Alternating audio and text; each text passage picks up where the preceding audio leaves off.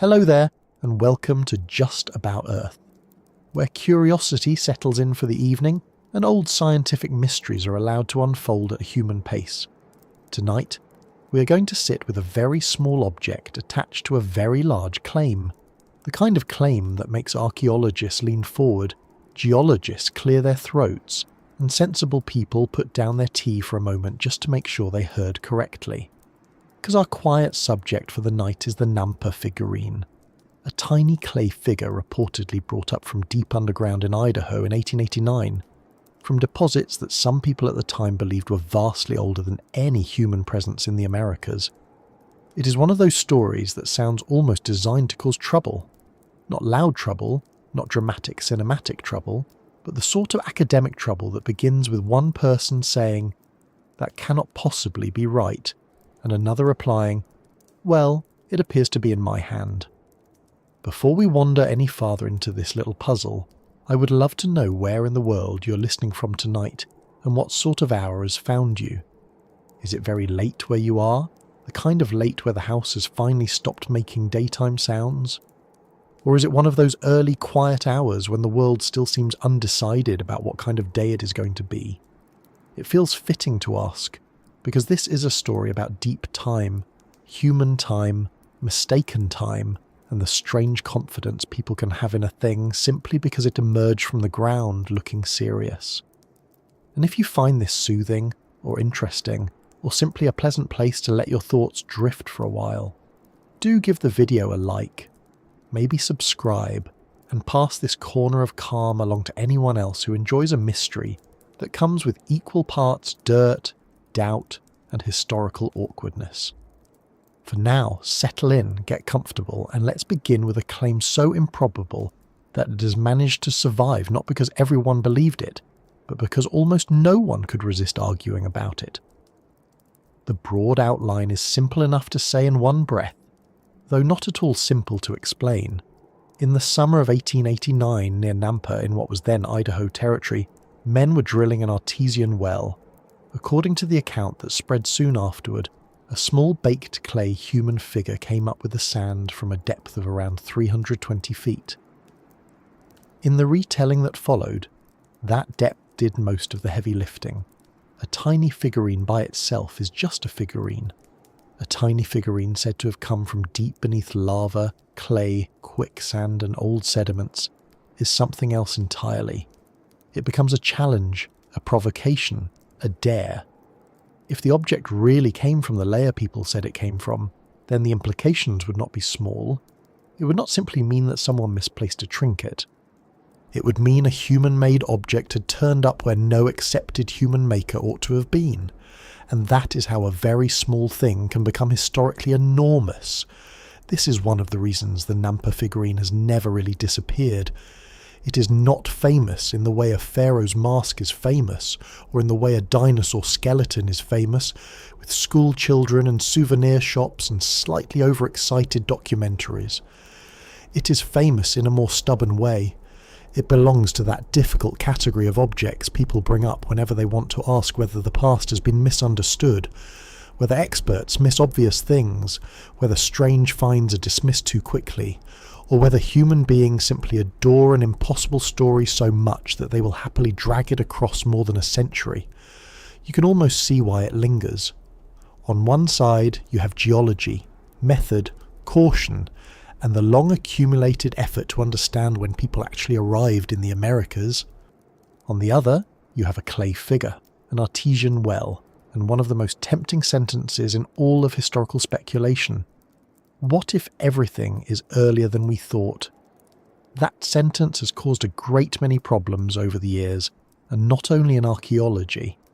It is the scholarly equivalent of hearing a faint noise in the attic and deciding against all experience that it is probably something marvellous. Sometimes it is a raccoon, sometimes it is your own plumbing, and every now and then, just often enough to keep hope alive, it is something genuinely strange. What makes this case especially appealing is that it does not begin with a grand temple or a city lost in jungle or desert. It begins with workmen, equipment, sand, and a well. That matters. There is something persuasive, at least at first glance, about finds that emerge during ordinary labour rather than theatrical discovery. No one in the standard version of the story was setting out to revolutionise prehistory. They were trying to get water. The image, as it was often called in the early discussion, was said to have been brought up through the pipe among coarse sand while the boring was underway. Early accounts described it as baked clay, about 1.5 inches long, clearly shaped by human hands. Supporters quickly emphasised the apparent honesty of the men involved and the depth from which the object supposedly came. Skeptics just as quickly pointed out that human honesty and geological certainty are not the same thing, especially when an object passes through equipment, pipes, pumped sediment, and the excited attention of witnesses who already sense they may be standing near a story. There is a very human rhythm to cases like this. First comes surprise, then comes confidence, then comes correspondence. Letters are written, specialists are consulted, people of standing are invoked. Somebody says the witnesses are upright men of intelligence. Somebody else says upright men of intelligence can still be mistaken. A few scholars become interested because if the object is genuine and truly ancient, then it is important beyond measure. A few others become interested because if the object is not genuine or not ancient, then the case is still important as a lesson in how easily excitement outruns evidence. And because the late 19th century was full of grand debates over human antiquity, glacial history, and the peopling of the New World, the Nampa figurine did not fall into a quiet little local conversation. It landed right in the middle of a period when people were actively arguing over how old humanity was and how far back traces of humans might be found. That timing gave the object a much larger audience than a tiny clay figure from Idaho would normally expect. It is not every day an 1.5 inch object gets invited into a fight about the history of mankind, but then again, not every 1.5 inch object arrives with this sort of introduction. The original reports are fascinating for another reason too. They do not simply say, a thing was found. They labour to establish context. They describe the depth, the sequence of layers, the local landscape, the nearness of rivers, the presence of lava, the character of the valley, the kinds of material supposedly passed through by the boring. That is because everyone involved understood that the object itself was only half the story. The real question was provenience, though they would not always use the modern archaeological emphasis in exactly the same way we do now. If a figurine lay on a table, one could admire it. If it came from recent soil, one could discuss it normally. But if it came from deposits thought to be late tertiary or early quaternary, then one was suddenly no longer discussing a local handmade object. One was discussing a challenge to the accepted timeline of humanity. It is almost funny, in a dry historical way, how much pressure got placed on a little piece of fired clay merely because it was said to have kept company with ancient sediments. Depth, in stories like this, behaves a bit like a magician's assistant. It distracts, enhances, and transforms. The object is the same size whether found on a shelf or at 320 feet, but the claim becomes much larger the moment the number is attached. And here, very early in our evening, it helps to notice something important. The mystery is not just, what is this object? The mystery is, how much trust do we place in the path an object supposedly took before it reached someone's hand? That is a subtler question, and much more troublesome. Anyone who has ever lost a house key, misplaced a receipt, or found some unknown screw on the floor after assembling furniture already knows that objects have a way of appearing in the wrong context. A child's toy ends up in a flower bed. A coin works its way into a crack in the floorboards. An item thought lost for years emerges from a coat no one has worn since before the last election. Context is everything, and context is also fragile. In archaeology, that fragility is almost sacred. Once disturbed, it does not politely reassemble itself. So when a figurine is pumped upward in a churn of sand and debris from a well boring, the question is not just whether the object is old. The question is whether the object's journey to the surface tells a reliable story about where it truly came from. Long before later generations turned the Nampa figurine into a staple of forbidden history arguments and curious anomaly lists, that was the real tension already sitting at the centre of the case. Still, I think it helps to understand why the original claim struck nerves so sharply. In the late 19th century, the scientific picture of early humans in North America was nowhere near as settled as modern viewers sometimes assume.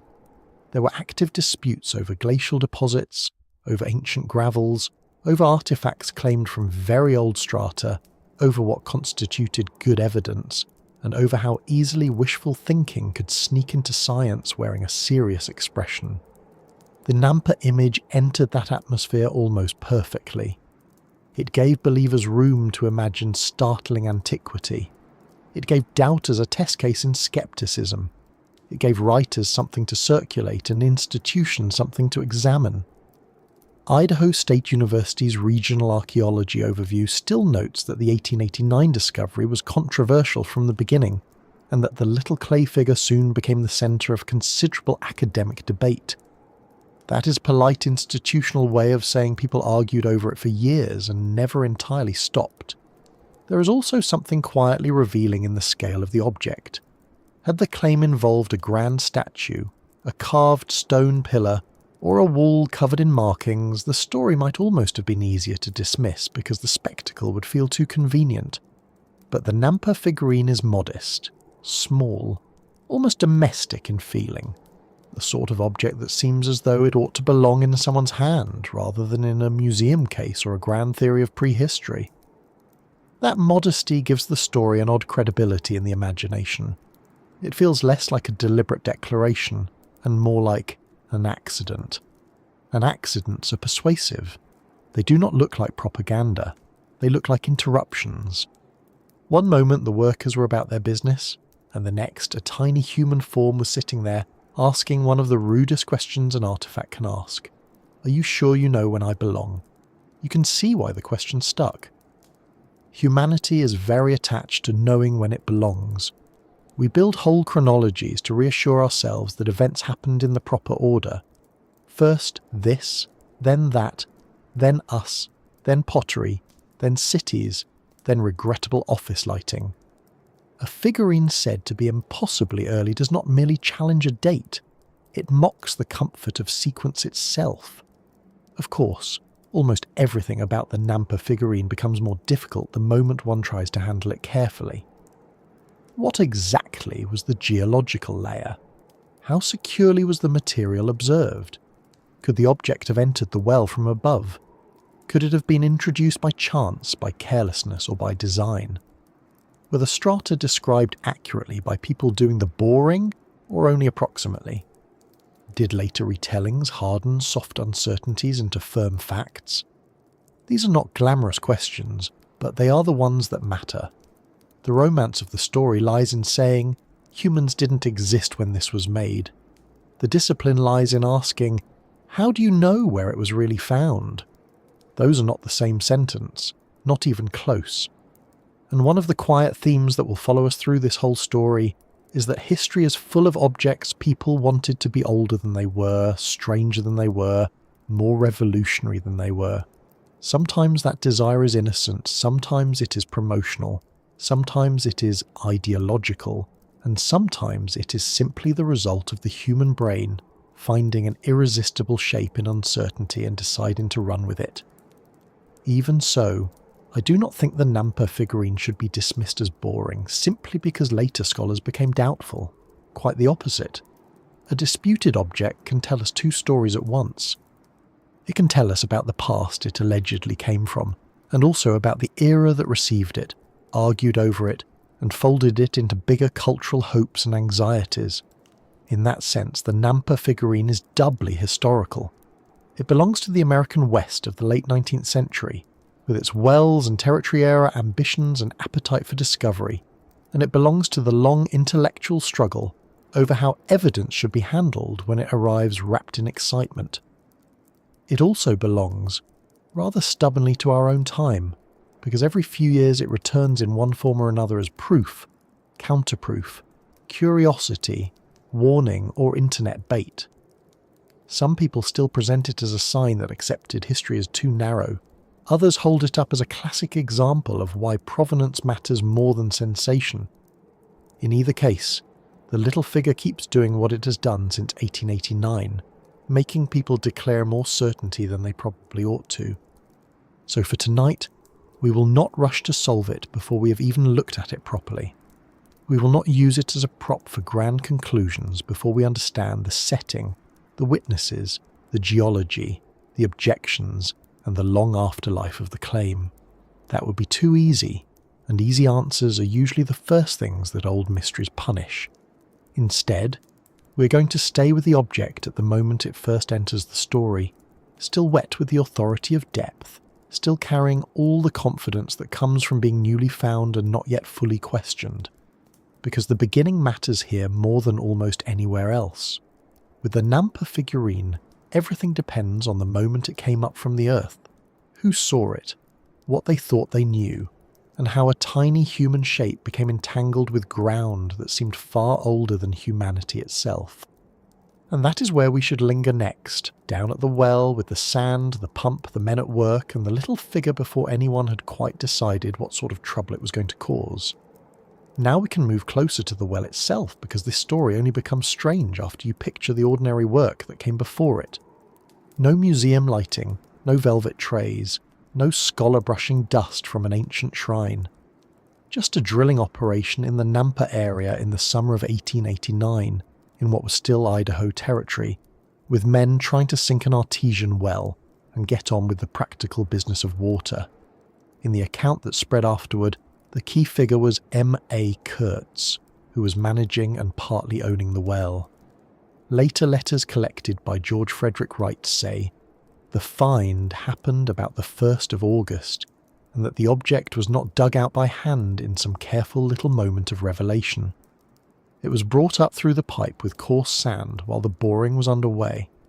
That detail matters because from the very first telling, the figurine did not arrive like treasure. It arrived like debris, which is one reason people found the story so hard to dismiss and so hard to trust at the same time.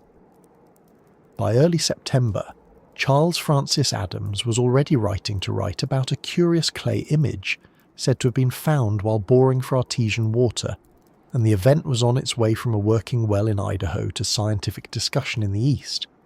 If you slow the moment down, it becomes even more grounded and a little more awkward, which is often a good sign in historical stories.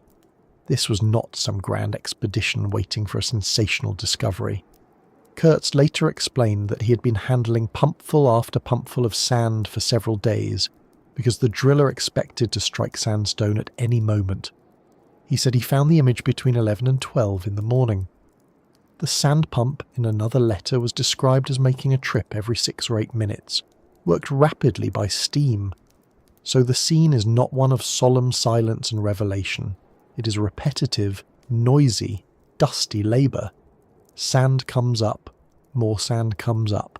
Someone checks it, someone empties it. Then suddenly, in the middle of what was probably becoming a very long day, there is a small human figure where there should not be one. It is almost impossible not to imagine the pause that would follow. Not a dramatic gasp, perhaps. More likely a practical sort of confusion. Someone would have looked twice. Someone would have asked what it was. Someone else would have said, very likely, something along the lines of, well, that wasn't down there a minute ago. And once a shaped object appears in a place expected to yield only wet sediment and gravelly frustration, the whole day changes direction. The surviving descriptions are surprisingly specific about what the thing was supposed to be. Adams' memorandum described it as baked clay, about 1.5 inches long, unmistakably made by human hands. When Wright later had it examined more closely, its height was given as 48 millimeters, or about 1.5 inches, and the form was described as human, specifically female, with visible breasts and arms bent at the elbows, though the head was crude, and one leg was broken above the knee. Even the old printed proceedings show it in front, back and side view at natural size, which is wonderfully confident behaviour for an object people had only just begun arguing about. It was not large enough to dominate a table, It would fit comfortably in a hand. That's another reason the story works so well on the imagination. A boulder from deep strata is just geology. A tiny figure from deep strata looks personal. It looks intentional. It looks like someone made it for someone, and that pulls the mind immediately toward human presence. The object was later called the Nampa image, and modern archaeological summaries still describe it as a small clay figurine measuring 48 millimeters with a visible head, arms and legs, while noting that it quickly became controversial. There were, according to one witness statement, very few people in position to see the discovery happen. Alex Duffs wrote in November 1889 that he was present at the well with Kurtz, and saw Kurtz pick the figure out of the sand as it was discharged from the sand pump. He also said that no one else was present except 2 men attending the engine and the sand pump, and that those men could not have slipped the object into place without being noticed. Duffs insisted that they were just as astonished as he and Kurtz were.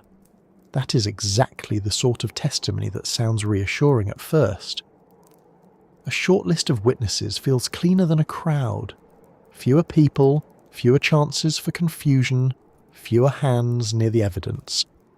Then again, a short list of witnesses also means the whole story depends on very few human beings having seen and remembered a brief event in the middle of heavy work.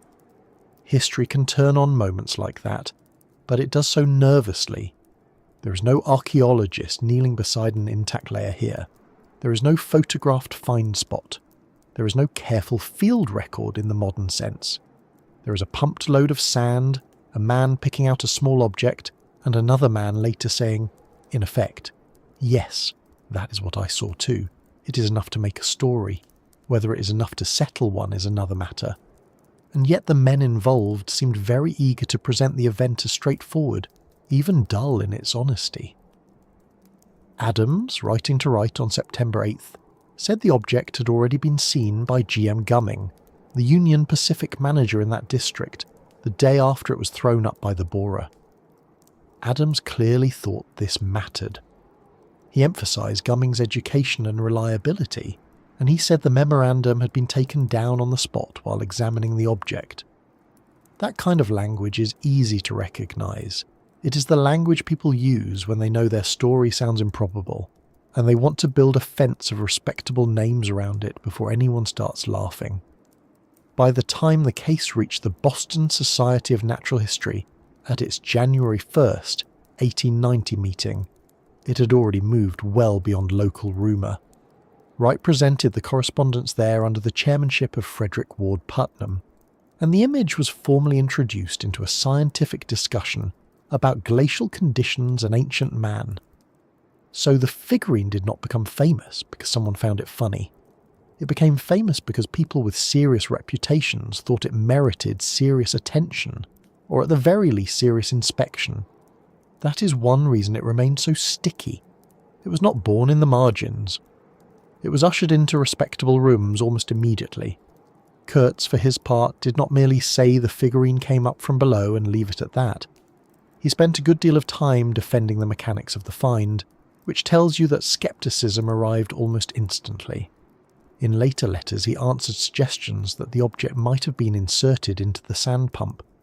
He described the pump as about 8 feet long and worked rapidly by steam, with a valve arrangement that, he argued, would either throw out or crush an object carelessly dropped into it.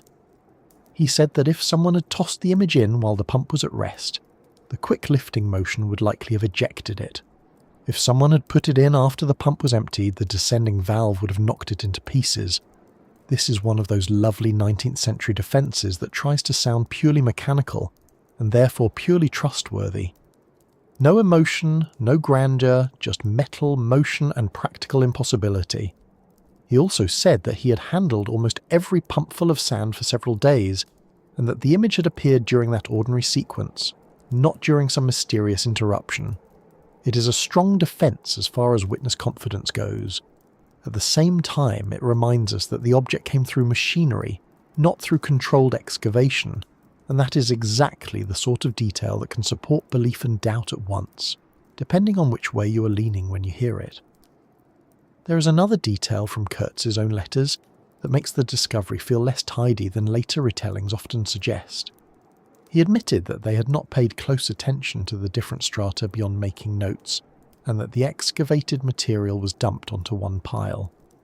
Much of it, he said, was hauled away in wagons, and schoolchildren then used the spoil heap as a playground for some time, making it impossible to sort the material later with any confidence. That is a wonderfully human detail, and a quietly devastating one.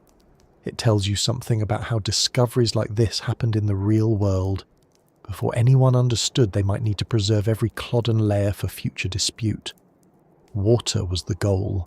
Sediment was nuisance. Children will, as children do, turn a scientific inconvenience into recreation without the slightest concern for later controversy. One can hardly blame them.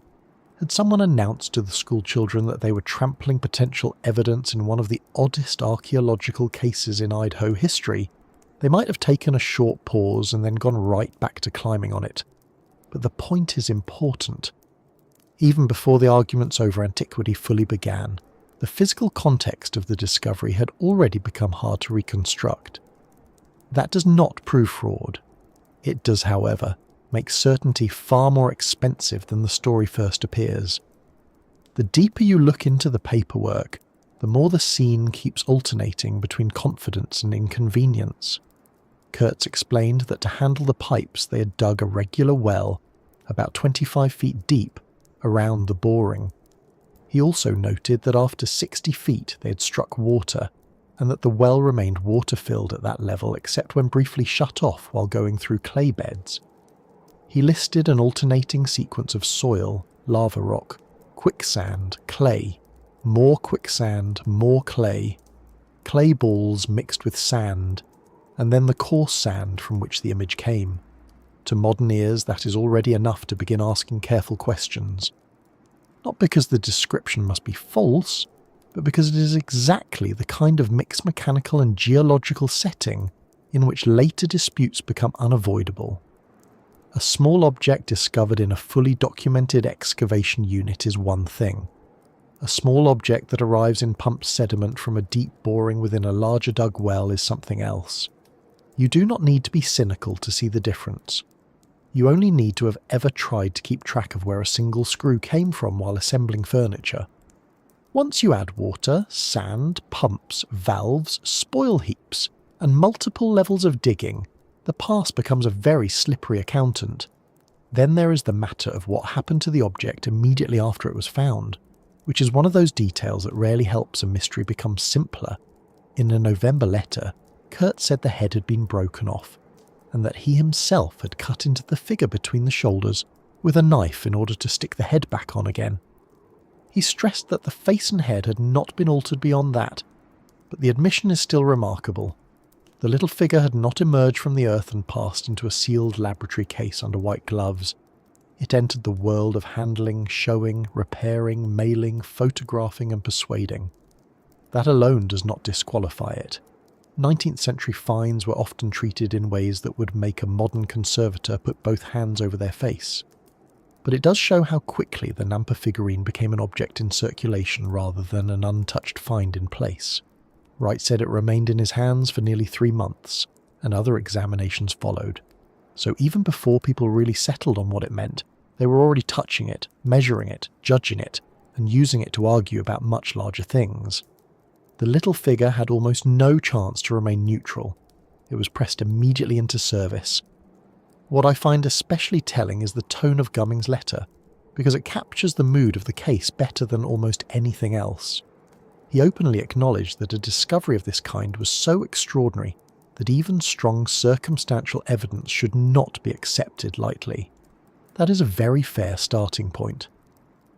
He then said he had not been present when the image was found, and could not provide direct evidence of the discovery itself. What he could offer, he said, was confidence in the character of Kurtz and Duffs, whom he regarded as intelligent, well-informed men unlikely to engage in fraud or practical joking. In other words, almost from the beginning, the argument in favour of the figurine's deep origin rested heavily on trust in people, rather than direct control of context. That distinction matters. Good character is valuable. It is not the same as a sealed stratigraphic record. A man can be honest and still mistaken. A witness can be sincere and still wrong about how an object reached his hand. A group can tell the truth as they experienced it and still misunderstand the process that produced the event. This is why archaeology, when it is being careful, is often less interested in whether someone seems trustworthy than in whether the context was secure. But in 1889 and 1890, the Nampa story was moving fast, and trust was doing a lot of the work. The reason all this mattered so much, of course, is that the figurine itself was never the entire issue. If a small fired clay female figure turned up in a normal recent deposit in the American West, people might discuss local craft traditions, indigenous doll making, trade, imitation, or simple curiosity. Instead, the object was immediately tied to a depth of about 320 feet and to deposits lying beneath lava in the Snake River Valley. That is why the case went from local surprise to national argument in a matter of months. Modern overviews from Idaho State University still summarize the discovery as the first archaeological inquiry in that regional study area, and note that the figurine soon became the center of considerable debate about authenticity and antiquity. That is exactly right. The find did not become famous because the object was beautiful, or because its workmanship was beyond belief. It became famous because the earth it was said to come from seemed to place it in the wrong age entirely. The figurine was tiny. The claim attached to it was not. Once the object was linked to ancient sediments, it stopped being merely a curious little item from a well and became something much more troublesome. A human-shaped challenge thrown into a timeline people were already struggling to build. So when people later remembered the Nampa figurine, they were not really remembering a quiet moment of discovery, even if that is how the story began. They were remembering the instant an ordinary workday acquired a geological consequence.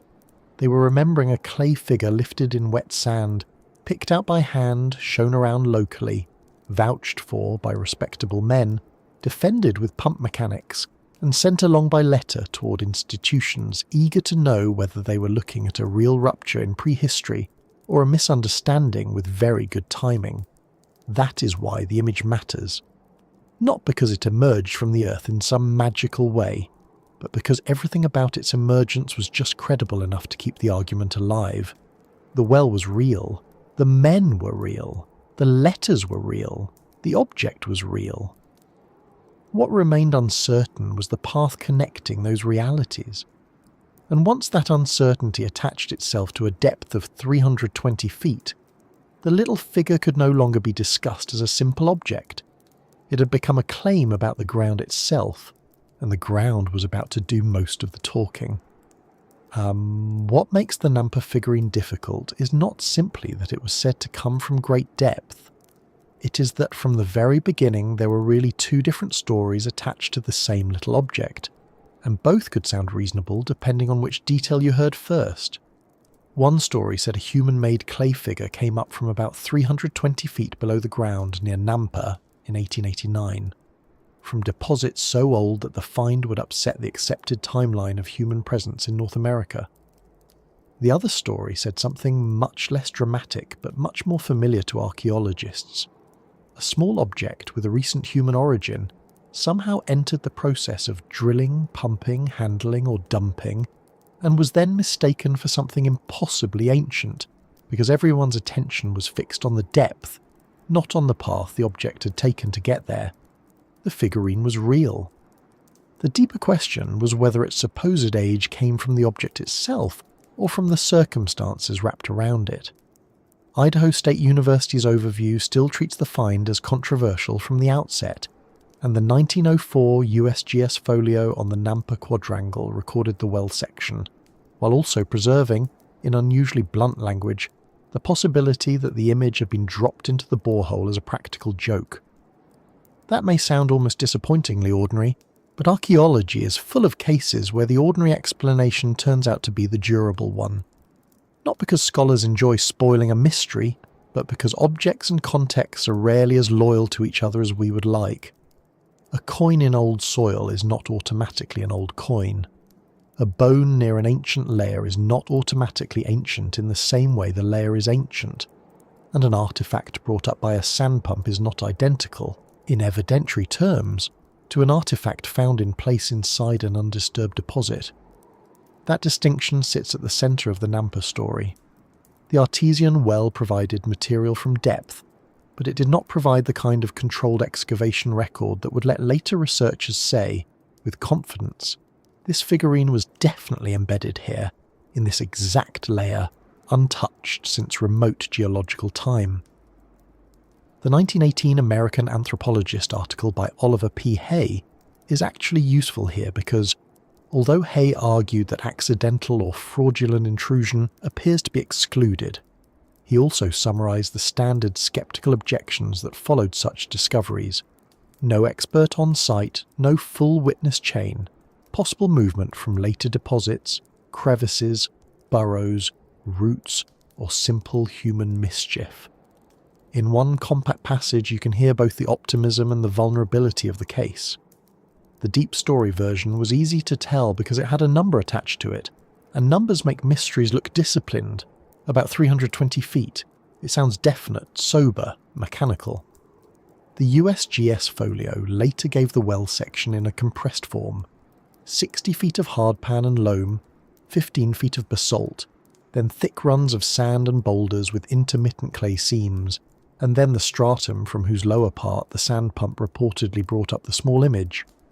Below the 60 feet of quaternary material, the folio said, lay 15 feet of basalt and 220 feet of sands with some clays, probably representing the Idaho Formation, with coaly material near the bottom and harder sandstone below.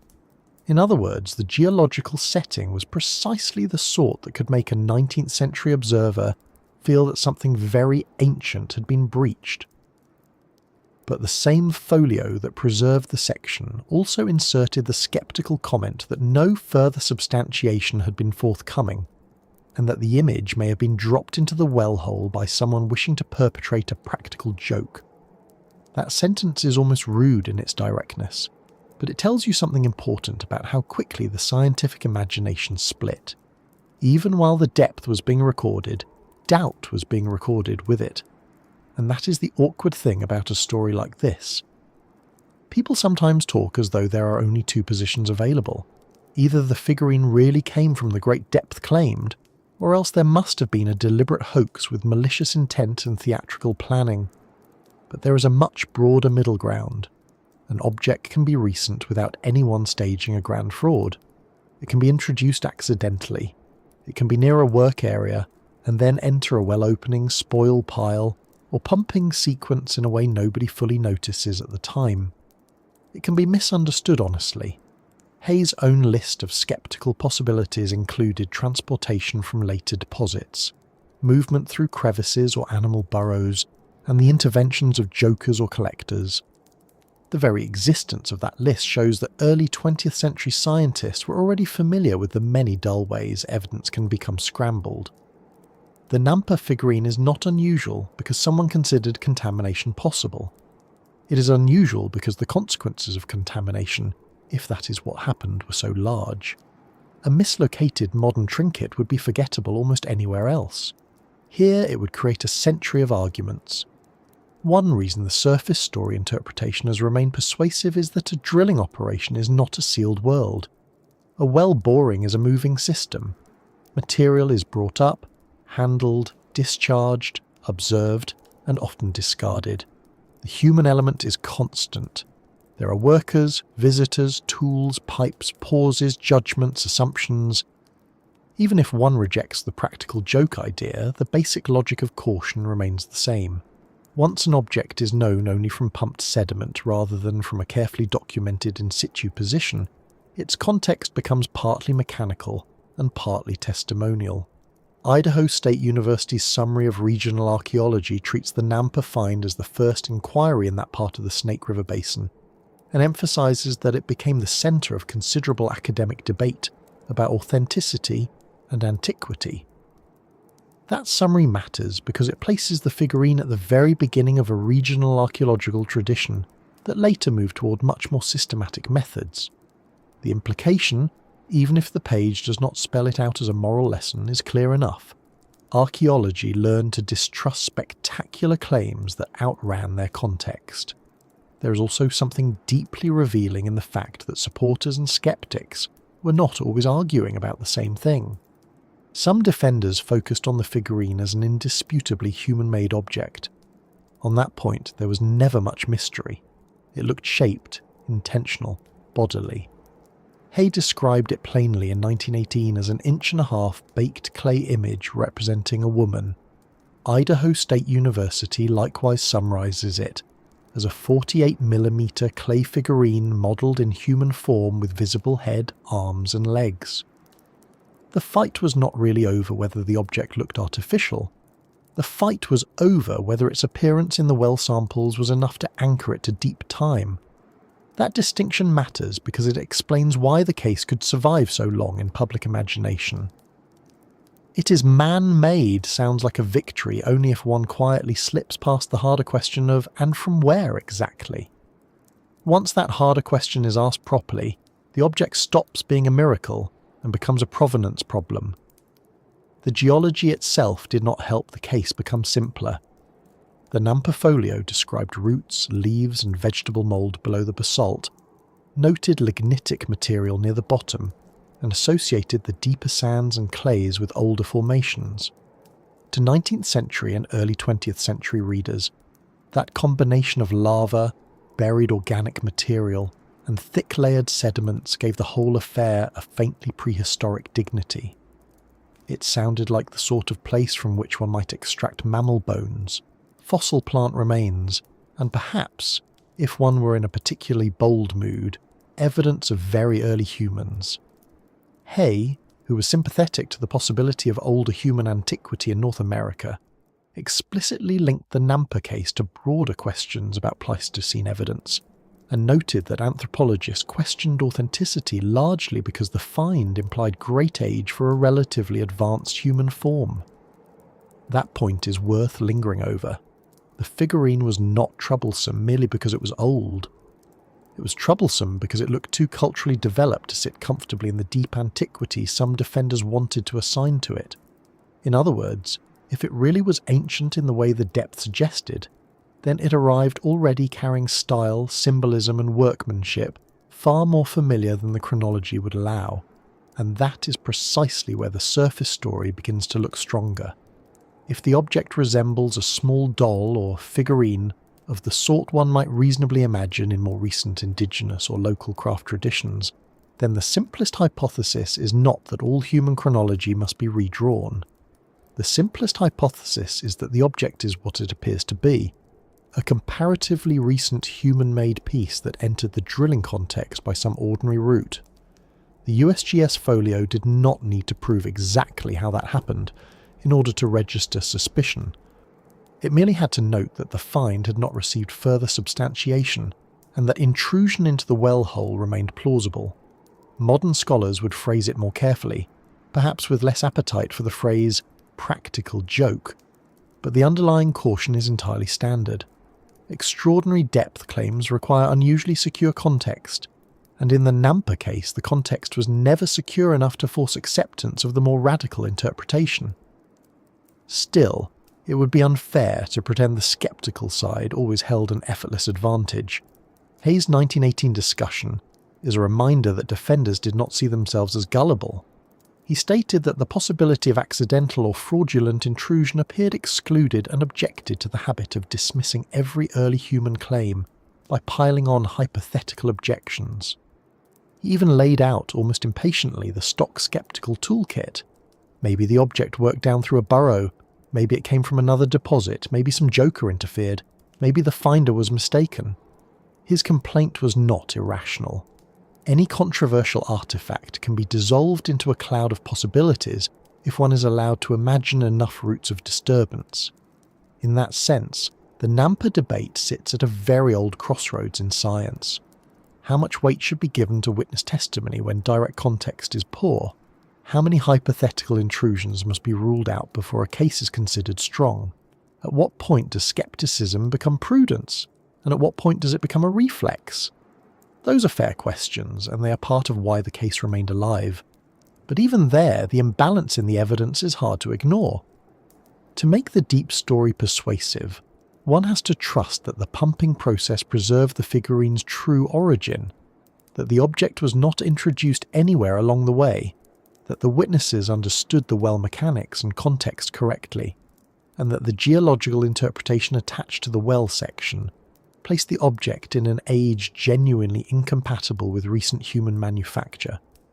To make the surface story persuasive, one needs much less. One needs only the recognition that the figurine was discovered in a context where displacement and misunderstanding were possible, and that later geologists and archaeologists did not find the case sufficiently substantiated. The USGS authors wrote their caveat into the well section itself. Idaho State University's retrospective summary preserves the controversy rather than celebrating a revolutionary discovery. Those are not the signs of a find that eventually forced the timeline to change. They are the signs of a find that remained more useful as a cautionary tale than as a cornerstone. There is also a cultural reason the deep story refuses to die. A small object from a sensational depth gives people the pleasure of thinking they have caught official history blinking. It offers a neat reversal. The experts say one thing, the dirt says another. That is an appealing format. It turns uncertainty into drama and debate into revelation. But the dirt in this case did not simply hand over a verdict. It handed over a puzzle in a compromised context, and the context is the part anomaly enthusiasts almost always rush past. They keep the number 320 feet because numbers travel well. They keep the image of a human figurine rising from ancient sediments because that image has force. What falls away is the slower truth that drilling is not excavation, that objects can be displaced, and that geology plus testimony is not the same thing as stratigraphic proof. The Nampa figurine survives in public imagination largely because the simpler, more troublesome version of the story is easier to tell than the more careful one. So was it a doll from the deep or a story from the surface? The most defensible answer is that the doll was real, but the deep time claim never achieved the kind of evidentiary footing it needed. That does not make the case worthless. It makes it interesting in a more disciplined way. It shows how much of archaeology depends not on the object alone, but on the chain of trust linking object to layer, layer to date, and date to interpretation. Break any link in that chain, and the object remains real, while its grandest meaning begins to drift. The Nampa figurine drifted very far indeed. It moved from a well to a lecture hall, from local surprise to national debate, from geology into speculation, and from there into the long afterlife of anomalies people enjoy because they seem to promise a hidden past. But before the promises piled up, there was still only a little human figure, small enough to fit in a palm, carrying far more age than anyone could securely prove. And before we let the arguments grow any larger, it helps to stop for a moment and look more closely at that figure itself, because its size, shape, surface, and quiet physical presence did almost as much work in this mystery as the depth ever did. The reason the Nampa figurine unsettled people so quickly was not simply that it looked human. Plenty of things look human. We make them all the time. Dolls, charms, toys, little devotional objects, bits of play, bits of memory, bits of craft. What made this one troublesome was the ground that seemed to come attached to it. Once the little figure was said to have come from around 320 feet below the surface, beneath about 60 feet of hardpan and loam, and then 15 feet of basalt, it was no longer just a small clay body. It became a claim about the history of the land itself.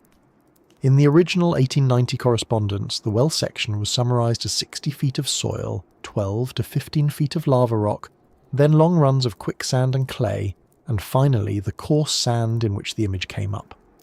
In the 1904 USGS Nampa folio, the section was set out more formally: 60 feet of hardpan and loam, 15 feet of basalt, then thick sands and clays below, with the small image noted in a 40-foot sand unit near the bottom of the 320-foot section. That is what gave the story its force. In ordinary life, depth is persuasive. Something lying on a table can be recent. Something under the floorboards can be older. Something deep under lava and sediment begins to feel ancient before anyone has even explained why. The Earth has a way of making age look obvious. Layers stack, and our minds turn the stack into time. In the Nampa case, the geology of the Snake River Valley seemed to do exactly that. The USGS folio described the local basalt around Nampa as probably Pliocene in age, resting on sandy beds, and said the 220 feet of sands and some clays below the upper quaternary cover in the well probably represented the Idaho Formation. Elsewhere in the same folio, the Idaho Formation was described as Pliocene, with similar beds of alternating sands and basalt flows extending along the Snake River Valley. Once the figurine was tied to that setting, the ground seemed older than humanity, or at least older than any humanity then considered plausible in North America. It helps to remember just how large that age gap looked, and still looks. The Pliocene lasted from 5.33 to 2.58 million years ago, and the end of the Pleistocene is where modern research places the exploration and settlement of the Americas by modern humans. A 2019 Science review described North and South America as the last continents explored and settled by modern humans at the end of the Pleistocene, and newer work on human footprints at White Sands likewise frames the expansion into the Americas as a late Pleistocene event.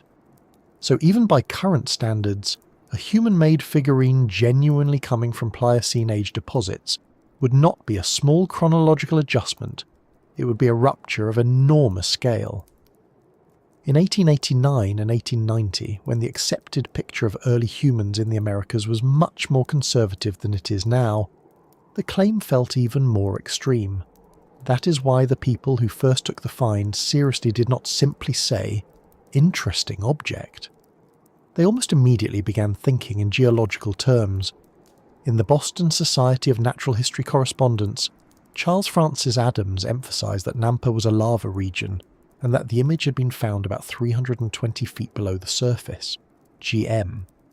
Gumming, after seeing the figurine the day after the alleged discovery, said he was prepared to accept it as found at a depth of more than 300 feet beneath the lava beds of the Snake River Valley.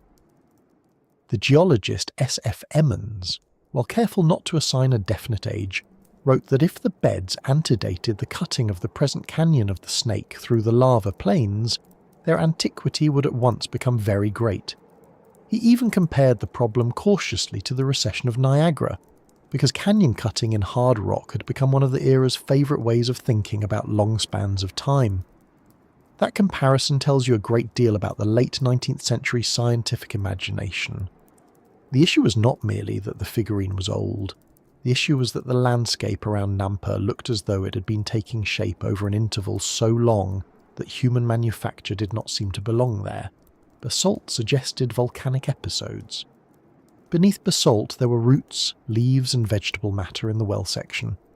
Beneath that were thick sands and clays. The USGS folio also described the larger regional setting as one in which Pliocene lake beds and basalt flows were followed by later erosion and the accumulation of quaternary river sands and gravels. This sort of sequence encouraged exactly the kind of reasoning that made the Nampa figurine so unsettling.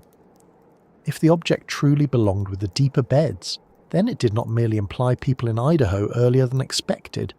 It implied people in Idaho in a landscape regime that geologists were reading as deeply ancient. The little figure was being asked to live among lava, lake beds, and extinct fauna, and that was a very demanding neighbourhood for any human artefact. You can also see how quickly even supporters began trying to manage the age problem, rather than simply celebrate it. By 1918, Oliver P. Hay was still treating the figurine as significant, but he summarised the position in a revealing way. He wrote that anthropologists were inclined to question the authenticity of the discovery, especially because of the great age it indicated for a rather advanced race of men, and he added that Wright accepted the object as genuine, but regarded the deposits as rather late Pleistocene. That sentence is very useful. It shows that the most sympathetic interpreters did not necessarily want the full burden of the older geological reading. If the Nampa image could be pulled forward into the late Pleistocene, it became strange, but perhaps not impossible in the broadest sense. If it remained anchored to Pliocene beds, the problem became much harsher. Even believers were, in effect, negotiating with the ground. This is where the story becomes less about the figurine, and more about the shifting confidence of geology itself. In the 1890 correspondence, Emmons admitted he was unable to give any definite estimate of the age of the beds from which the image was supposed to have been derived, though he regarded them as probably of far greater antiquity than any deposits in which human implements had hitherto been discovered. That is a careful sentence, and a very revealing one. It contains both restraint and alarm. Emmons was not claiming to know exactly how old the beds were. He was saying, in effect, that if the context held, then the implication was beyond anything human evidence had yet supported. That is exactly the sort of sentence that can keep a controversial find alive for decades. It is not reckless enough to dismiss. It is not firm enough to settle anything. It leaves just enough space for wonder, and more than enough space for dispute.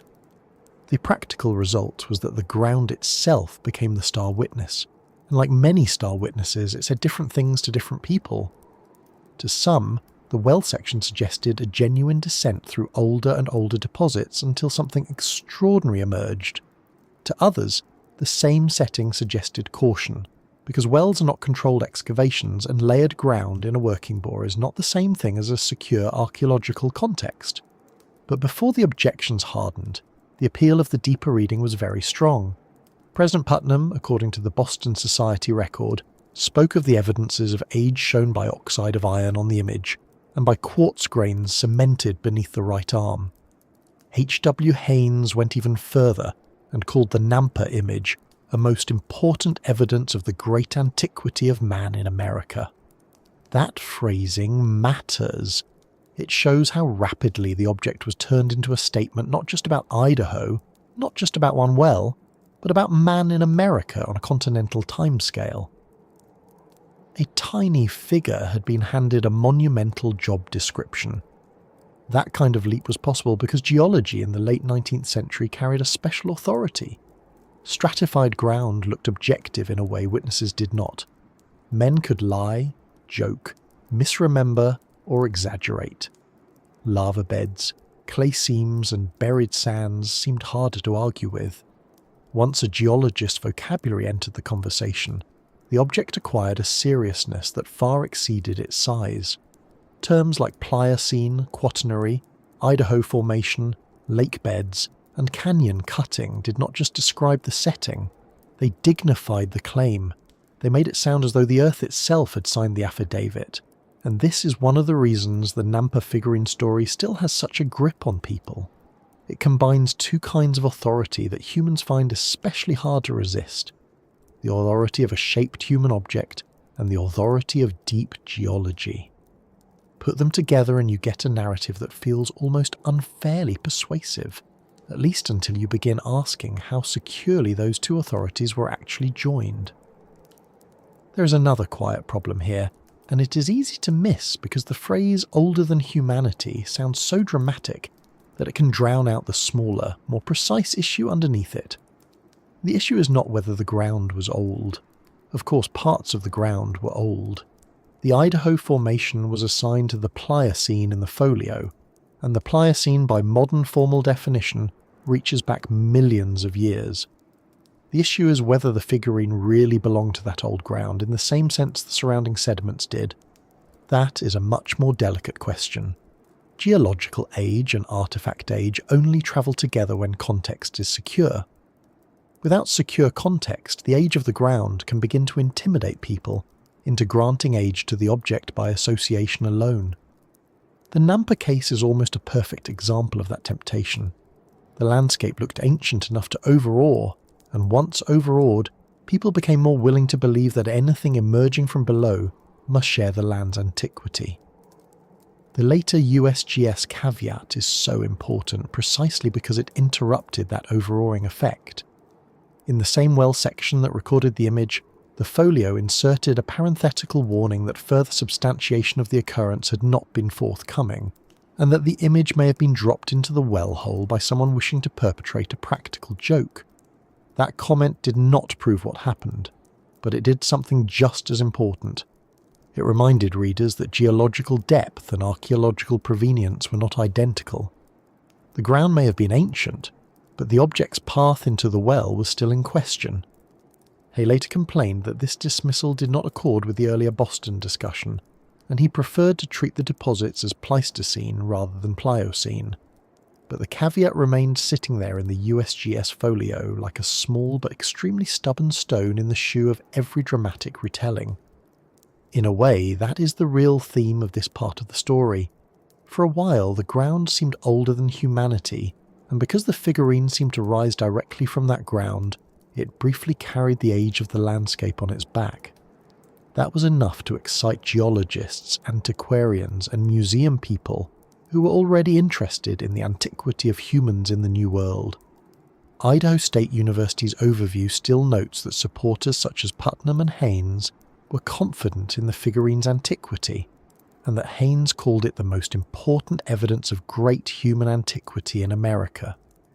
But the same overview also notes that skeptics such as John Wesley Powell considered it a hoax, and that interest eventually waned as the figurine and its circumstances became a historical curiosity. That is a concise institutional summary of a much longer drama. At first, the land made the claim feel immense. Later, the uncertainty of the context made the claim feel unstable. The ground had seemed to say too much, and eventually scholars stopped letting it speak so confidently for the object. Even so, the emotional force of the old reading never entirely went away. People are drawn to moments when geology appears to hand humanity a contradiction. They like the sensation that the timeline has slipped.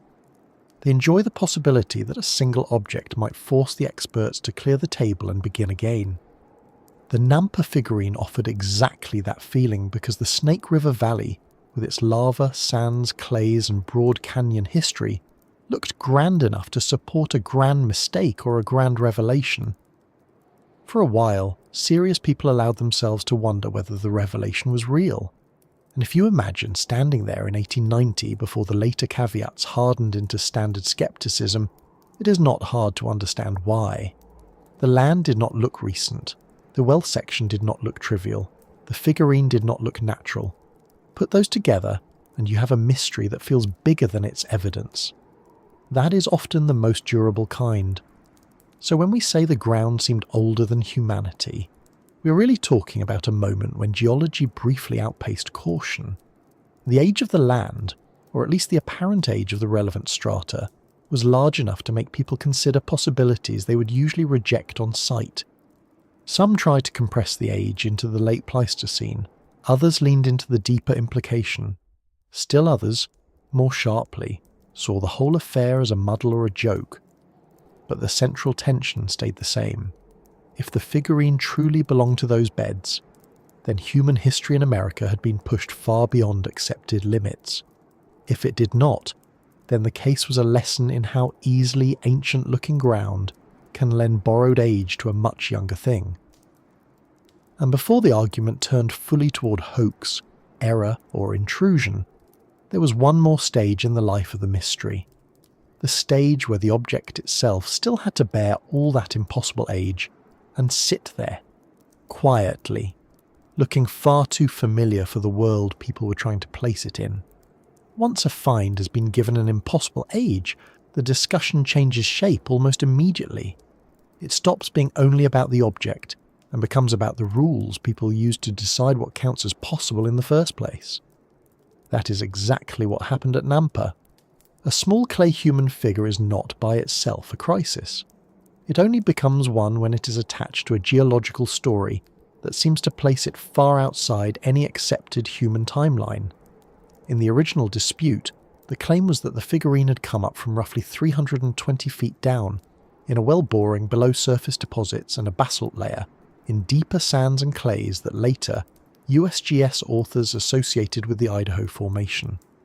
In that same 1904 folio, Those beds were treated as part of a Pliocene setting, even while the authors inserted a very pointed warning that the image might have been dropped into the well hole as a practical joke. That is the problem in its pure form. If the context is taken literally, the object should not be there. If the object is taken literally, the context must have failed in some way. Those are not two separate issues.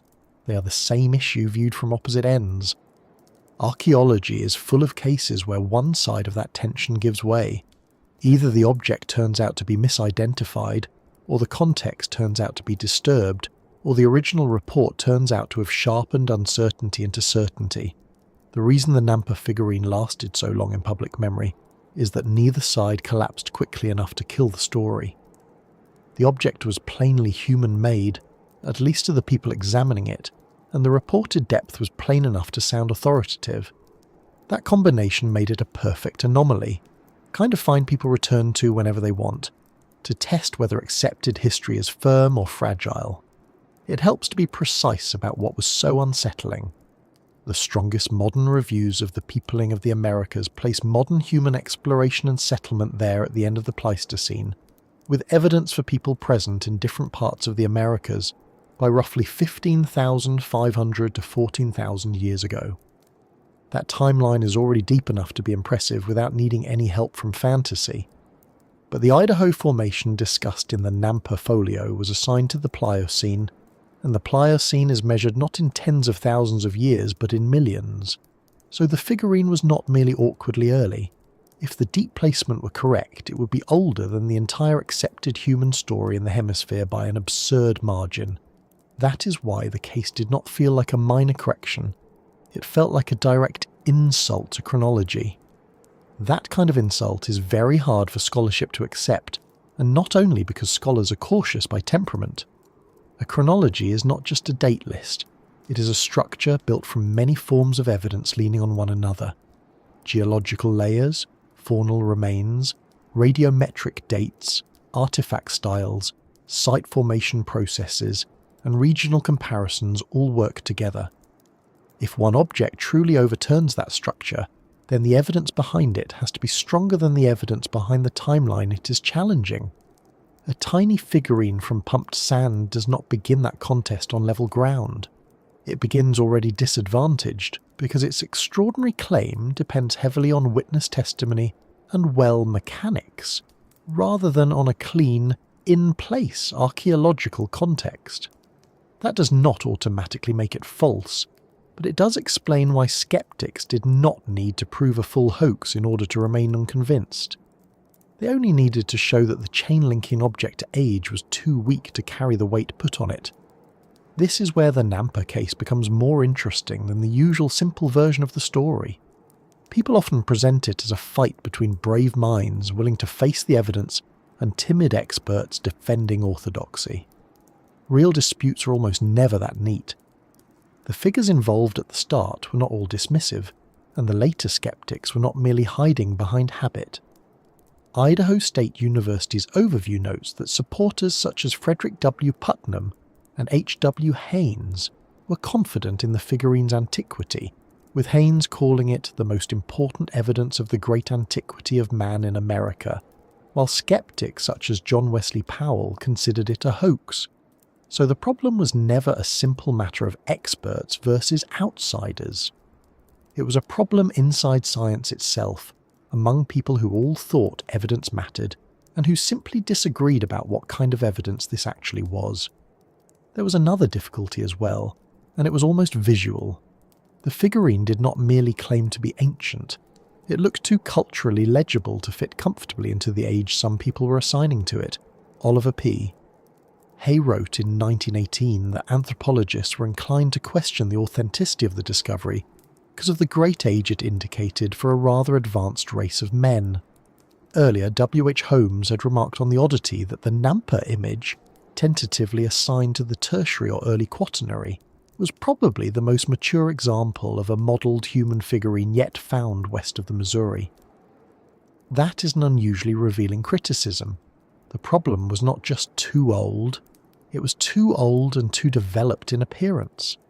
In other words, if the figurine truly belonged to those deep deposits, then not only had humans been present unimaginably early, they had also been making recognisably modelled clay figures in a way that looked far more recent than the geology allowed. That mismatch matters because style is one of the quiet ways archaeology checks plausibility. Even when precise dates are hard to come by, objects carry hints about the worlds they belong to. A modern wristwatch found under a Roman wall is not redated into antiquity because of the wall. The watch remains what it is, and the context becomes the problem. The same logic, though in a softer form, presses on the Nampa figurine. The more the object looks like a small human-made doll or modelled figure of relatively familiar type, the less comfortable people become with placing it in deposits thought to be vastly older than any accepted human culture in the region. It starts to feel less like a revelation and more like an intrusion, even before anyone has explained the exact root of that intrusion. That is one reason anomalous artifacts almost always provoke the same response. The stranger, the context, the harder people look at the object's fit with everything else they know. By the early 20th century, that shift in attitude had become visible in print. In a 1911 review, I.C. White criticised GF. Right for credulity, and grouped the Nampa image with what he called exploded chestnuts, such as the Calavera skull and the Lansing skeleton.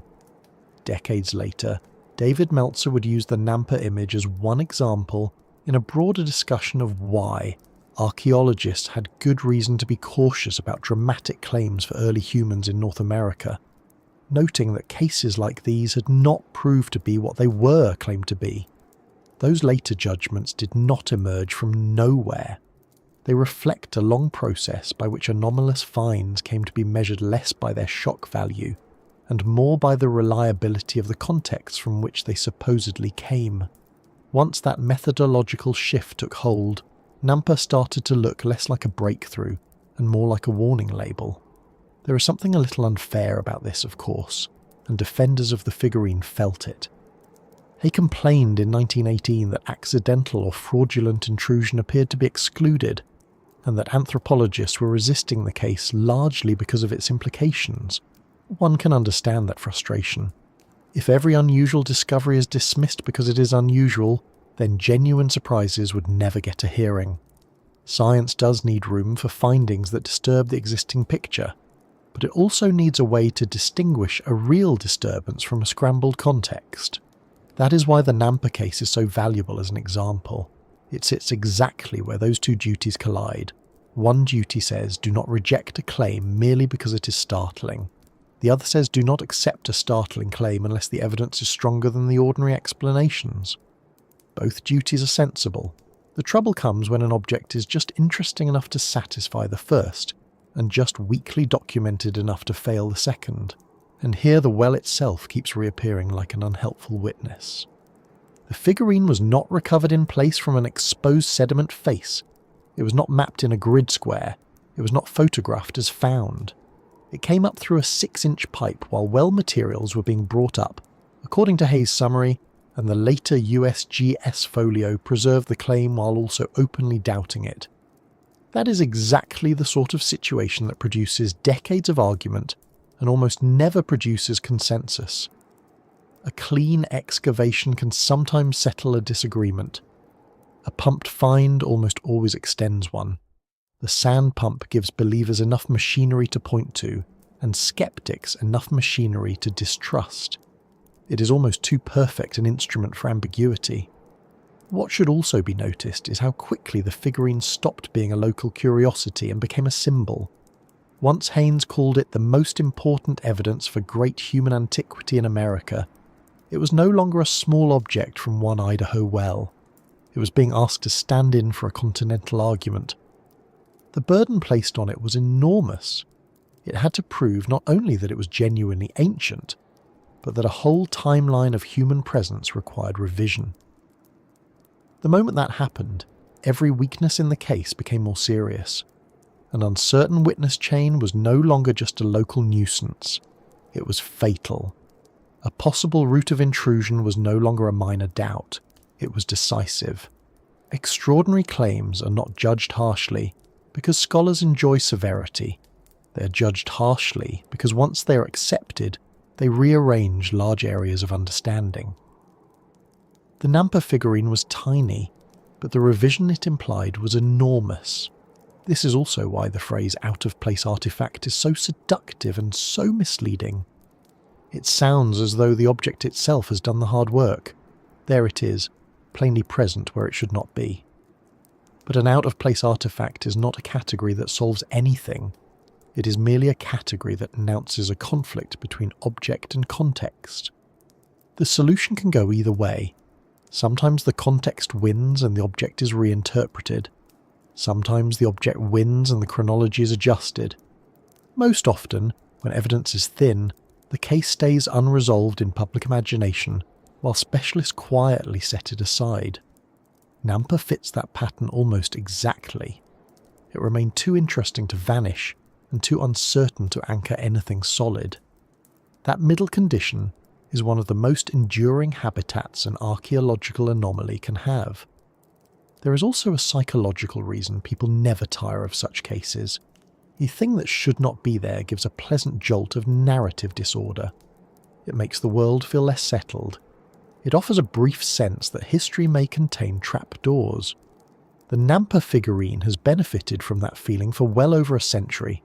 It is continually rediscovered by people who enjoy the idea that official timelines are brittle and that the truth waits in overlooked corners. Sometimes that instinct is healthy. Institutions do get things wrong. Consensus can harden too early. But anomalies do not become strong simply because they are exciting. They become strong when the evidence around them survives close handling. The Nampa figurine has never quite managed that. The closer one looks, the more the force of the case comes not from an unbreakable chain of evidence, but from the emotional power of mismatch, a human figure, a deep well, old ground, and a claim no one can entirely resist retelling. That is why the real problem with the figurine is not just that it should not be there. It is that, for a while, it seemed to force only two extreme choices. Either accepted prehistory was disastrously incomplete, or the discovery had failed in some ordinary, slightly embarrassing way. People are often disappointed by that second option because it lacks grandeur. A dropped object, a scrambled context, an overconfident interpretation, a bit of local mischief, a witness chain doing more work than it can bear, none of that feels worthy of a long mystery. Yet history is full of long mysteries built exactly that way. Many of the most persistent anomalies survive not because the extraordinary explanation is strong, but because the ordinary explanation is annoyingly hard to prove after the fact. By the time later scholars arrive, the spoil has been moved, the work site altered, the witnesses aged, the object handled, the story retold, and certainty has become something no one can honestly offer. So the figurine remained in a sort of suspended state. It was too human-looking to be ignored, too contextually weak to be trusted, too famous to disappear, and too compromised to do the revolutionary work some people wanted from it. That is a very strange condition for an artifact to occupy. It makes the object feel both larger and smaller than it is. Larger, because people use it to challenge whole narratives of human antiquity. Smaller, because in strict archaeological terms it cannot securely support those narratives on its own. The Nampa figurine is therefore not just a controversial object. It is a lesson in what happens when an artifact becomes famous before its context becomes secure. Once that happens, the object is never allowed to be merely itself again. It is turned into an argument, a banner, a cautionary tale, a cultural Rorschach test. And that really is where the next part of the story has to slow down. Because after all the geology and all the argument and all the anxiety over where the figurine was supposed to be, we are left with a simpler question that has been waiting quietly underneath the larger one. What exactly are people looking at when they look at the Nampa figurine? Not the reported depth, not the well section, not the claims made for or against it, but the thing itself, its size, its shape, its surface, its broken parts, its little modelled body, and the familiar human choices somehow pressed into a piece of clay small enough to sit in the centre of a hand. Set the well aside for a moment and just look at the thing itself, because the Nampa figurine becomes easier to understand once it stops being a rumour about depth and becomes a small object sitting in front of you. In the original printed discussion, it was shown from the front, back and side at natural size, and that choice was sensible. One single view would have made it look more coherent than it is. Seen from several angles, it is plainly human in intent but not refined in finish. It is compact, uneven, and a little stubborn looking. The body reads faster than the face. The silhouette is broad through the upper body, narrow and tapering below, with one leg longer than the other because one side is broken. It does not look like a miniature statue made to impress from across a room. It looks like something meant to be held close, glanced at, turned over, and understood at hand distance. That is part of its power. Even before anyone tells you where it supposedly came from, it feels intimate rather than monumental, more like a small personal object than a grand ritual image. The front, back and side views also make clear that the figure's asymmetry is not accidental decoration. It is one of the first things you notice. The right side is more damaged, the head sits awkwardly, and the whole figure has the kind of irregularity that makes people think, almost automatically, of hand moulding rather than machine-made symmetry. Its scale is crucial to the way people respond to it. Albert A. Wright measured the total height as exactly 1½ inches, or 48 millimeters. He gave the shoulder width as 14 millimeters, the width at the hips as 11 millimeters, the body thickness from breast to back as 6.5 millimeters, the hip thickness as 9 millimeters, and the head width as 7.5 millimeters. Those numbers do more than make the description sound precise. They place the figurine firmly in the world of very small things. This is not a figurine that dominates attention by size. It asks for close inspection. You can imagine it disappearing very easily into a pocket, a pouch, a box, or the fold of a hand. At that scale, every feature has to work harder to remain legible, and in the Nampa image, the maker, whoever that was, put most of the effort into establishing the basic human body, rather than detailing the face. That is why the figure still reads clearly as human even though the surface is rough, and several anatomical details are absent or barely suggested. The proportions are tiny enough that the object could easily be described as a doll, a toy, a charm, or a modelled little figure without straining the eye in any direction. Its size encourages modest explanations before it encourages grand ones. The body was the strongest part of the object from the beginning. Wright said it represented a human body, and that the slight depression between the breasts made it clear that a female figure was intended. He also thought that, apart from the head, the general proportions were harmonious and showed a fair approach to a correct model.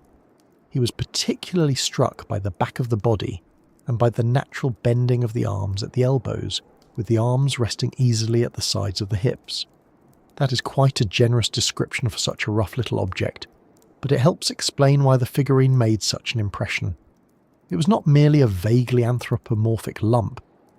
Even sympathetic observers who were trying to stay cautious felt that the maker had captured enough of the body's logic to make the figure look intentional rather than accidental. The hips, torso, arm bend and chest were carrying most of the visual meaning. When you look at the original printed views, especially the back and side, that judgment makes sense. The figure is not elegant, but the body has been thought through, just enough to feel bodily rather than symbolic. It is still easy to imagine someone shaping it quickly, but not carelessly. At the same time, the figurine is very incomplete in ways that matter. Wright said there were no hands or feet, and that he did not think there ever had been any. The left leg survives nearly through its full length, but the right leg is missing from a point above the knee.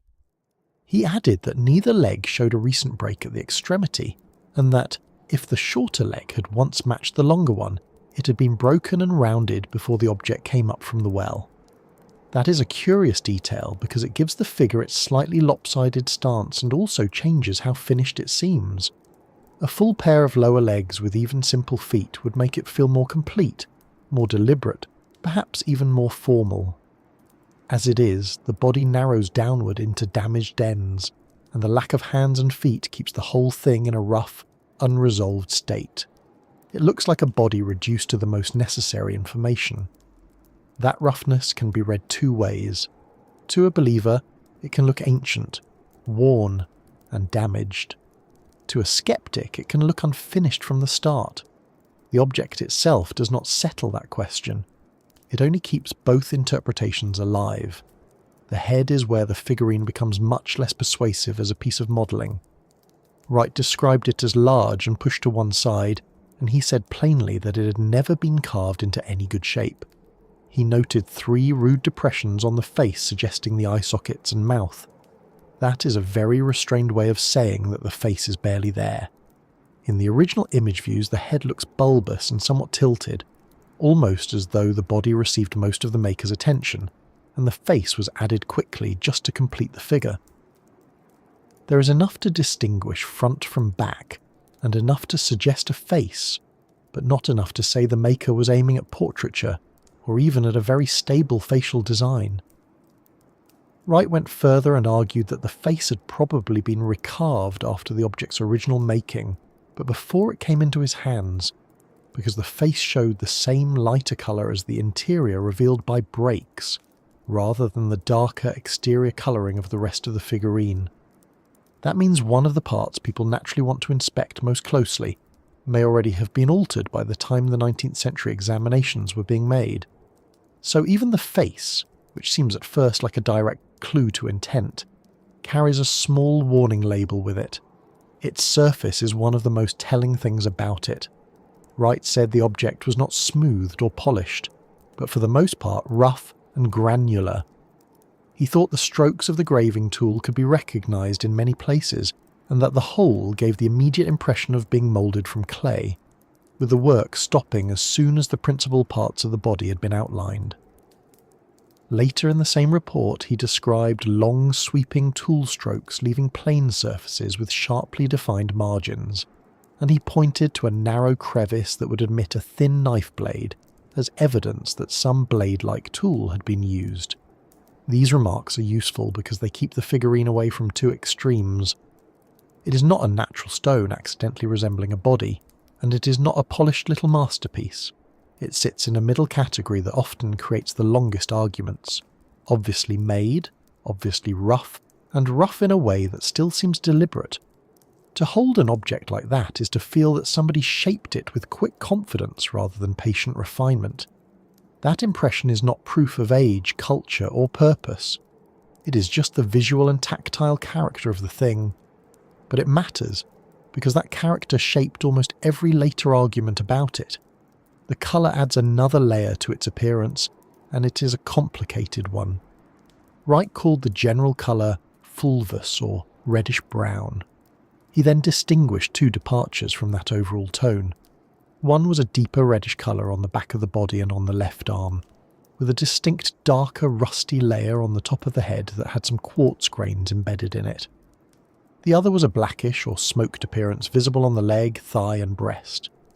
The interior exposed by accidental fractures at the neck and longer leg was described as a lighter yellowish fulvous, while the interior of the shorter leg was a distinct dark grey. Wright tried to explain these tonal differences through burning conditions, arguing that the object had been fired unevenly, and that differences in oxygen exposure could account for the mix of red, brown, black, and grey. Whether or not one follows all of his reasoning, the colour pattern itself is important.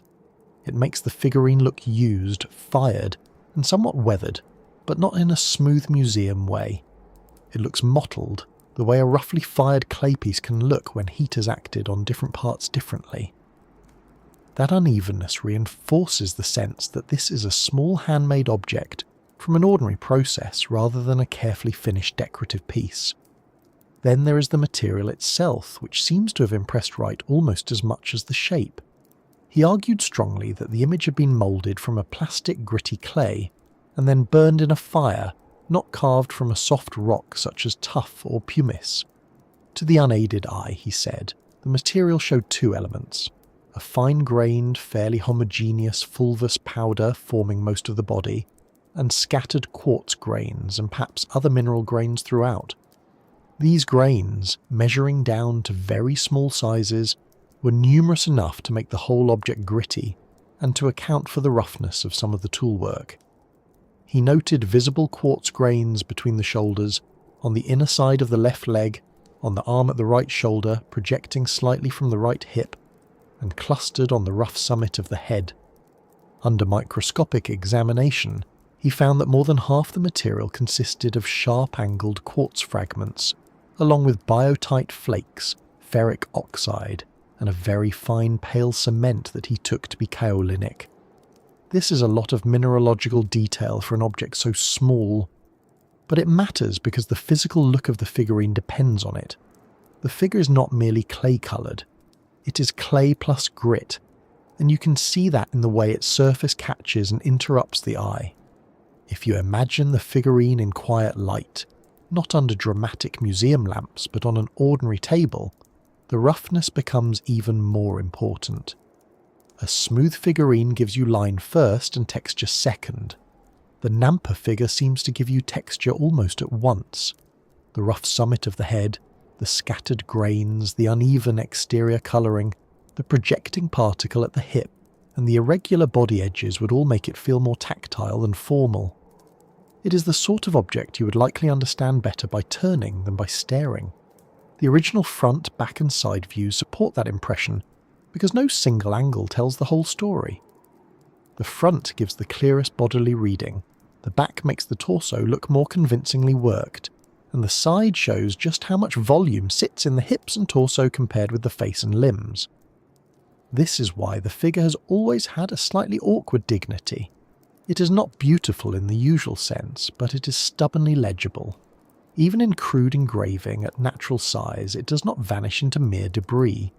It insists on being someone's little human figure. That insistence is exactly what made the object persuasive to some early viewers. Charles Francis Adams's memorandum described it as baked clay, about 1.5 inches long, and unmistakably made by human beings. Wright, although much more analytical, also treated its human making as obvious. The female chest, bent arms, body outline, and clay tool surface together were enough to make natural explanation seem weak. In other words, the figurine looked human-made in the most basic and important sense, even though it was rough. It did not need fine detail to cross that threshold. A body, however simplified, is still a body if the maker chooses the right features. The Nampa object did. It is precisely because it is so small and so rough that this matters. If a person can produce so much recognisably human form with so little detail, then later viewers can become very confident very quickly. They do not need to admire it. They only need to recognise it. And once they recognise it, the real argument shifts away from "was this made?" to "when was this made?" But the very same appearance that made it convincing as a made object also made it easier for skeptics to slot into ordinary categories. It was small enough to be called a doll, it was rough enough to be called a toy. It was plain enough in form that it did not require a lost civilization or a vanished sculptural tradition to explain it. By 1892, D.G. Brinton reported that a government geologist had recognised the image as a clay toy manufactured by neighbouring Pocatello Indians, and by then the figurine was already widely being treated by some critics as a hoax or transparent fraud. Whether Brinton's reported remark was fair or not, it captures something essential about the object's appearance. To some people, it did not look like an impossible relic from immense antiquity. It looked like the sort of small handmade figure that could exist in a recent human setting without disturbing chronology at all. Wright himself had tried to push back against a dismissive reading by saying it could not have been the work of a child or mere novice. But even that defence is revealing. He was defending craftsmanship, not grandeur. He was arguing that the little figure showed more competence than a casual toy. That still leaves it very far from looking like some impossible masterpiece from a vanished age. So in quiet light, with the noise of the well temporarily removed, The Nampa figurine is neither a grand relic nor a meaningless lump. It is a 1.5-inch female figure in rough-fired clay, with visible breasts, bent arms, no hands or feet, one nearly full left leg, one missing right leg, a large off-centre head, and a face reduced to 3 shallow depressions. Its surface is granular and tool-marked. Its colouring is unevenly reddish and blackened, and quartz grains show through the body and even lodge in the narrow space between arm and torso. Those facts make the object easier to picture, and in some ways harder to mythologise. It is not mysterious because it looks supernatural. It is mysterious because it looks so ordinary and kind and so extraordinary in claimed context. That tension sits in the object itself. The body is readable, the finish is modest, the size is intimate. The damage is real. The material is common enough to be practical. There is just enough craft in it to make people take it seriously, and just enough roughness in it to make it feel close to everyday human making. And once people had it in their hands and began describing it that way, the next step was almost inevitable. They started trying to explain not only what it was, but what sort of people, place, and history could possibly account for it. By the time the Nampa figurine began travelling through letters, it had already stopped being a local oddity and started becoming a test of character. That happens often with disputed finds. Once the object itself cannot settle the matter, people begin reading the people around it almost as carefully as the artifact. Who first took it seriously? Who wanted to slow things down? Who sounded impressed? Who sounded offended? Who thought the whole business smelled of confusion? In the Nampa case, the little clay figure passed very quickly into the hands of men who were trying, in their very different ways, to explain something they did not feel entirely comfortable ignoring. Some were practical witnesses, some were geologists, some were museum men, some were institution builders, some were already suspicious of grand claims about ancient humans in North America. And because the object arrived in 1889, right in the middle of fierce arguments about glaciation, early humans and geological time, each of these men ended up bringing not just an opinion, but a whole intellectual habit with him. The result was not one explanation, but a room full of explanations, each speaking in a different tone. Charles Francis Adams was the first man to give the figurine a larger audience, and it is hard to overstate how important that was. Adams was not a driller, not an archaeologist on the ground, and not a specialist in Idaho sediments. What he had was reach, status, and a strong instinct for what looked worth forwarding. In his September 8th, 1889 letter to George Frederick Wright, Adams said he had recently been interested in Wright's book on the Ice Age, and, while passing through Boise with a railroad party, had heard repeated references to a curious clay image clearly made by human hands and reportedly found while boring for artesian water in a lava region at about 320 feet below the surface.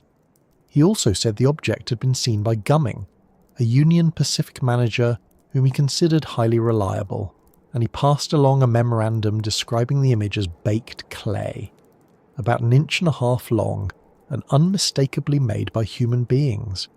Adams did not solve the mystery. What he did was better for the mystery's survival. He dressed it in credibility and sent it east. That is often enough. A strange object found by local men is one thing. A strange object introduced by Charles Francis Adams to an established scholar becomes something else altogether. George Frederick Wright was the man who turned the discovery from a rumour into a file. That sounds less glamorous than being a discoverer, but in cases like this, it is often the most important role of all. Wright chose not to rely on hearsay alone. He asked for letters, statements, photographs, geological opinions, and witness explanations. The printed 1890 correspondence shows him writing to Kurtz, asking whether the object could have fallen in from above, seeking the geological horizon from Samuel F. Emmons, and collecting replies from the local men until the case had the appearance of documentation rather than gossip. There is something almost admirable in the way he tried to do his duty by paperwork.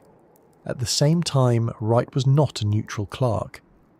He was already deeply interested in glacial history and the antiquity of humans, and later critics would accuse him of being far too ready to treat dubious cases as promising evidence. That dual role matters. He was both investigator and advocate, cautious in procedure but drawn toward significance. In a way, Wright is the perfect steward for the Nampa figurine. He was careful enough to preserve the argument and interested enough not to smother it. Without him, the case might have vanished. Because of him, it acquired a lasting documentary body. Closer to the well, there was Mark A. Kurtz, and the whole case depends heavily on the kind of man later readers decide he was. In Adams' memorandum and in Wright's published correspondence, Kurtz appears as the practical local centre of the event. The man engaged in boring the artesian well, the man who picked the image up when it was thrown out of the pipe, the man who answered repeated questions about geology, pump mechanics, witness access, and the possibility that the object fell in from above. He comes across in the letters as helpful, steady, and faintly proud, which is about what one would expect from someone suddenly holding an object that strangers back east wanted to discuss in learned societies.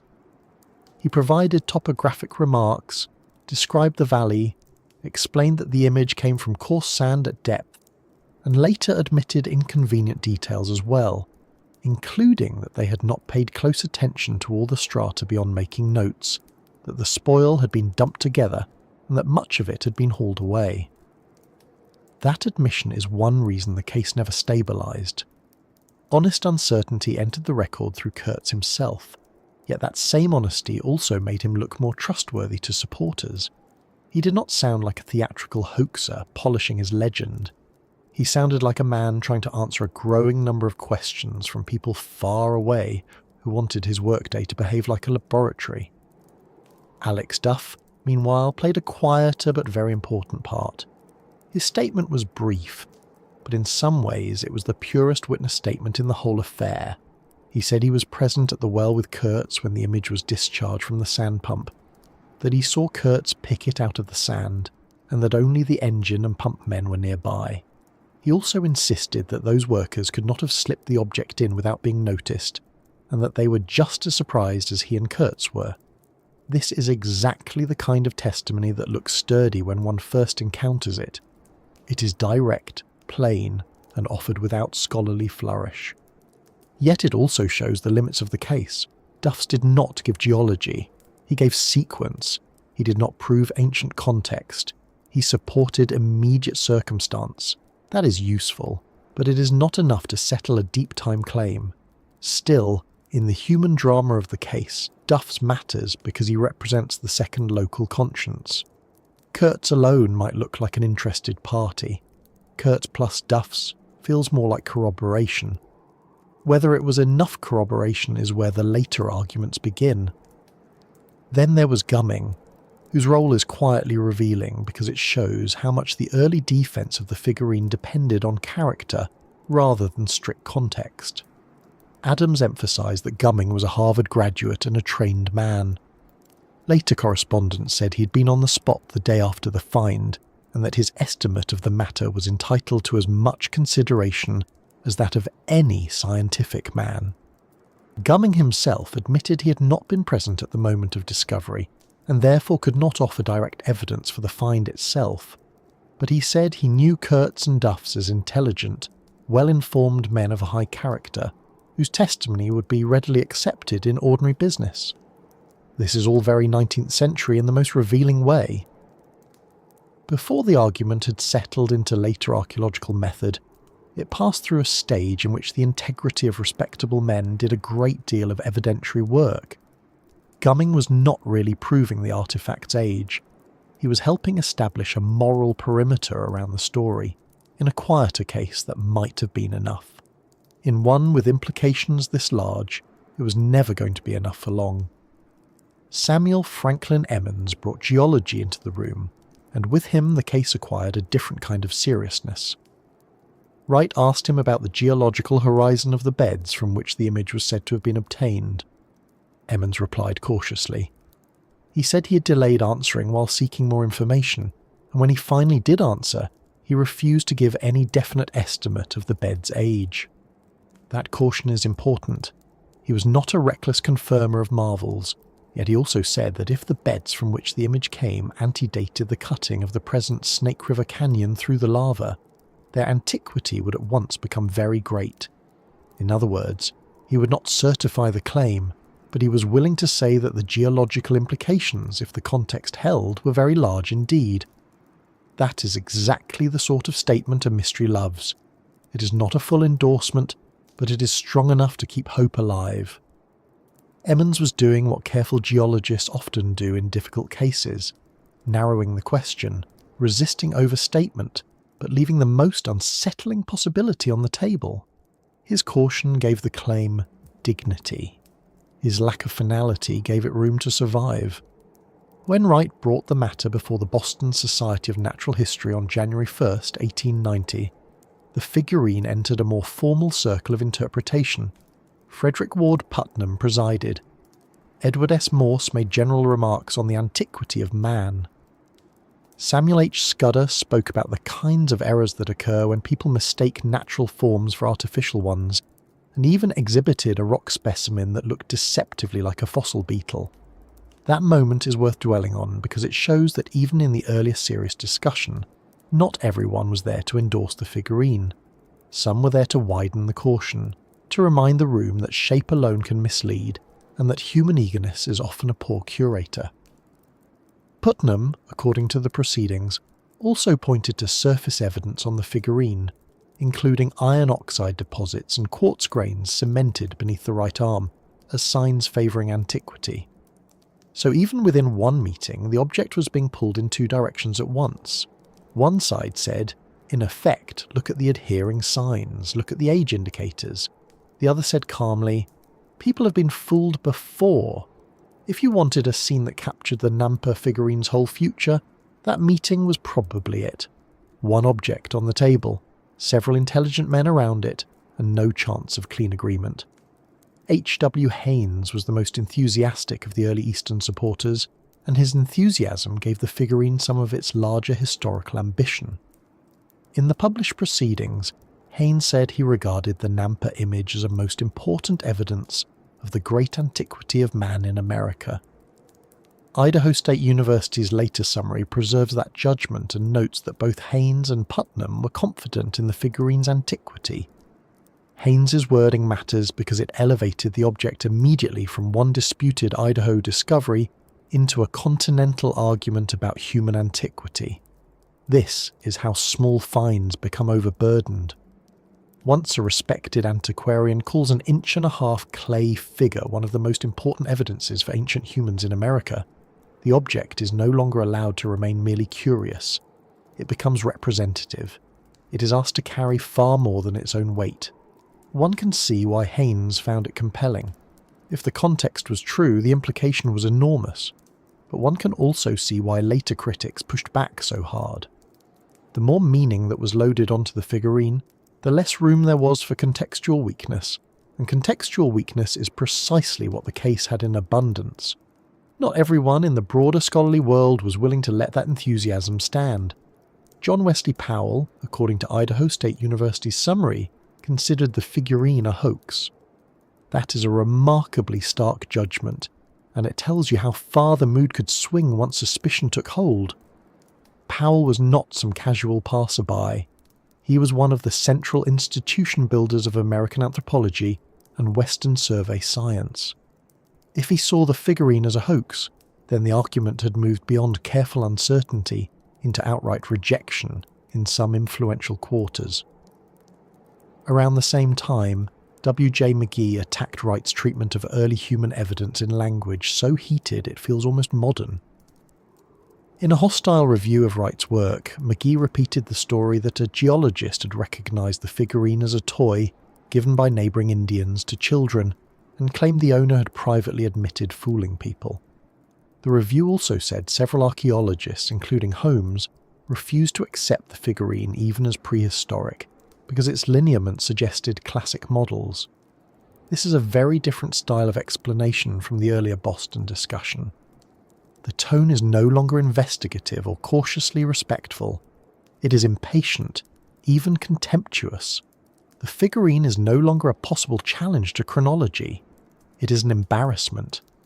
William Henry Holmes is especially interesting in this group because his objection was not simply geological. The search record of later anthropological writing notes that Holmes regarded the Nampa image as probably the most mature modelled human figurine then known west of the Missouri, if it were really as old as claimed. In other words, Holmes saw a cultural mismatch.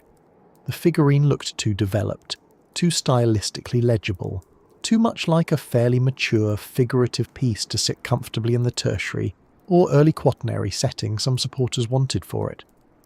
That kind of criticism is different from saying someone lied. It says rather that the object does not fit the world it is being assigned to.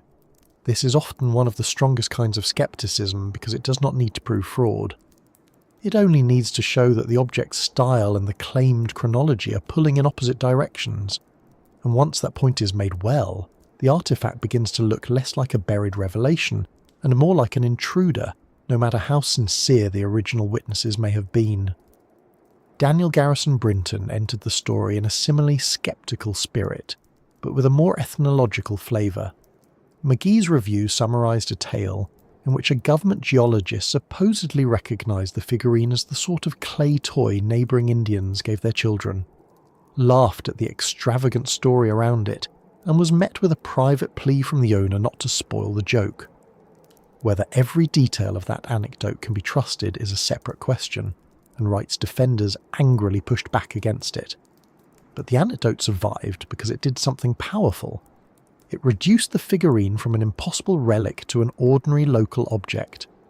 That move is devastating in cases like this.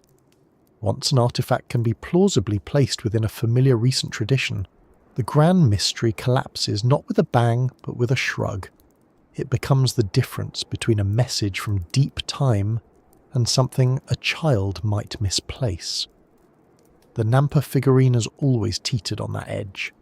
To one set of interpreters it was a challenge to prehistory. To another it was a toy surrounded by overexcited men. And yet, it would be unfair to describe this whole cast as a simple line between gullible believers and stern realists. That is too easy, and history is usually less tidy than that. Adams looked impressed, but was mainly a transmitter. Wright was methodical in collecting evidence, even if later critics thought him overly receptive to anomalies. Kurtz and Duffs may well have been entirely sincere about what they saw, without being able to guarantee the context modern archaeology would require. Gumming vouched for men, not strata. Emmons was cautious without closing the door. Putnam and Haynes leaned towards significance. Scudder brought a warning about error. Powell slammed the door, McGee mocked. Holmes pointed to stylistic mismatch. Each of them was doing something recognisable within his own habit of mind. The railroad president used networks. The local men used testimony. The geologist used conditional reasoning. The museum men weighed surfaces and cultural meaning. The institutional skeptics protected chronology by demanding stronger proof than the find could offer. Together they built the figurine's afterlife. The object itself was small. The interpretive machinery around it was anything but. That is why this story never settled cleanly into a single explanation. The men who tried to explain it were not all looking for the same thing. Some wanted to know whether the find was real. Some wanted to know whether the context was secure. Some wanted to know whether geology could bear the weight of the claim. Some wanted to know whether archaeology was being embarrassed by another anomaly. And some, quite understandably, wanted to know whether an ordinary local object had been turned into a national controversy for no good reason at all. In the end, the figurine outlived most of them by refusing to satisfy any one of those demands completely. It remained just convincing enough to irritate the skeptics, and just compromised enough to frustrate the believers, which means that after all these men took their turns explaining the unexplainable, the centre of the problem was still waiting in the same place it had been from the beginning. In the ground, in the sand, in the basalt, and in the awkward question of whether depth, once claimed, can ever really be trusted after the fact. What gave the Nampa figurine so much force in the beginning was the number attached to it.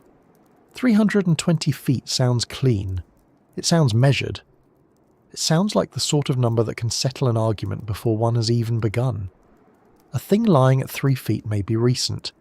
A thing lying at 30 feet feels older. A thing said to have come from 320 feet beneath the surface, below 60 feet of hardpan and loam, and then 15 feet of basalt, begins to sound almost self-evidently ancient. The 1904 USGS folio for the Nampa quadrangle laid out exactly that sort of section. 60 feet of hardpan and loam, 15 feet of basalt, then thick runs of boulders, sand, clay seams, and finally a 40-foot sand unit from whose lower part the sand pump reportedly brought up a small image similar to a roughly shaped doll. The same folio then noted a total depth of 320 feet and said that below the 60 feet of quaternary material there were 15 feet of basalt and 220 feet of sands with some clays, probably representing the Idaho Formation. It is very easy to see why a reader in 1904 or a listener today would hear that and feel that the Earth itself had provided the date. But the trouble starts the moment you stop imagining a tidy vertical cross-section in a book and start imagining the actual working well. The original correspondence makes it plain that this was not a careful archaeological excavation where an object was exposed in place and photographed inside a clean wall of sediment. It was a steam-powered boring operation using a heavy 6-inch pipe, a sand pump, valves, jars, and a changing sequence of materials being brought up from below. Kurt said the well was tubed from the top, that after the lava they did not use the drill in the same way, and that the sand pump proper had a chamber only a few inches across. He also described the image not as something seen resting peacefully in a layer, but as something he found while he was running the pumped material through his hand. He thought it was a twig at first, dipped it in a barrel of water, and only then realised what it was. That is a very important distinction. The figurine was associated with depth through a process, not through a fixed find spot. And once depth is mediated by a process, every part of that process begins to matter as much as the number itself. Kurtz tried very hard to reassure Wright on that point, and his letters are some of the most revealing documents in the whole case. He said anything thrown in from the top would have floated on the water and been ground to pieces by the sand pump. Later he elaborated that the sand pump made a trip every 6 or 8 minutes, was about 8 feet long, and was worked rapidly by steam. He described the suction valve and the steel rods attached to what were called jars, and argued that if a pin were tossed in while the pump was at rest, it would be thrown out at the top on the next movement, while if the figurine had been inserted after the pump was emptied, the descending valve would have smashed it. He was answering a very specific suspicion that the object could have been slipped into the machinery rather than lifted from deep sediment. His answer was mechanical, practical, and confident. It is exactly the sort of answer an honest manager would give if he felt someone was insulting his intelligence. It is also exactly the sort of answer that later readers cannot quite verify, because it depends not only on the machine as described, but on every moment of handling, every pause, every possible route of contact around the operation. This is why the Nampa story is really about depth in 2 different senses. There is geological depth, which the section describes very impressively, and then there is evidentiary depth, which is much thinner than it first appears. Geological depth tells you that the boring went down through a serious stack of materials. Evidentiary depth would require confidence that the figurine's exact relationship to those materials was preserved and observed securely enough to bind the object to them. The problem is that the original witnesses could defend the first more easily than the second. Duffs could certify that he saw Kurtz pick the figure out of the sand as it was discharged from the sand pump. Gumming could say he believed Kurtz and Duffs were men of high character, with no motive for fraud. Hay, writing later in 1918, could even insist that accidental or fraudulent intrusion appeared to be excluded. But none of those statements turns a pumped find into an in-place find. They support honesty and immediate circumstance. They do not create the kind of stratigraphic certainty that archaeology lives on. The most damaging details are the ones Kurtz volunteered himself when Wright pressed for more exact information. In November 1889, he admitted that they had paid no attention to the different strata beyond making a note of them, and that everything had been dumped on one pile. Much of the dirt, he said, had been hauled away in wagons, and the schoolchildren had used the pile as a playground for some time, making it impossible to comply with Wright's request for more precise recovery of samples. He also said the material from the well had not been saved in a systematic way. The heavy bit had reduced the lava to black powder, and none of it was kept. The vegetable soil was poured out with the rest, and the package of sand marked as coming from the bottom of the well may or may not have been from that particular place, because he had selected it from what he thought had come up last and could not tell from what particular place the clay and other sand samples came. This is the sort of paragraph that should make any archaeologist put down the teacup very slowly. It does not prove fraud. It does something much more devastating to a sensational claim. It turns certainty into approximation. The 25-foot regular well, dug to handle the pipes, makes the situation even messier. Kurtz explained that to manage the boring equipment they had dug a normal well about 25 feet deep, and that the coarse gravel and hard pan came out of that upper portion, from beneath the surface at 6 to 20 feet. In other words, the artesian boring was nested inside a larger manually dug opening. That means the physical setting already involved more than one vertical zone of disturbance before one even begins talking about the deeper sands and clays. Add pumped water, dumped spoil, weather exposure, handling by hand, and the mixing of specimens on a common pile, and the clean image of an object found at 320 feet, begins to look much less like a straightforward fact and much more like a compressed summary of a complicated operation. The depth was real in the sense that the boring reached it. The difficult question was always whether the object's exact path from that depth to Kurtz's hand could be treated as equally secure. The further one goes into the letters, the harder that is to maintain without qualification. There is a smaller but equally telling problem in the attempt to source the figurine's material. Wright's published analysis tried to compare the object with samples from the vicinity: surface soil near the well, sand from various depths in the well, lava rock from an adjacent well, and clay balls said to have been first encountered 20 feet above the depth at which the image was found. He concluded that the surface soil would not make workable clay, the sand and lava were not suitable, and that the clay balls fit the case precisely, matching the image under the microscope and forming a plastic material when moistened.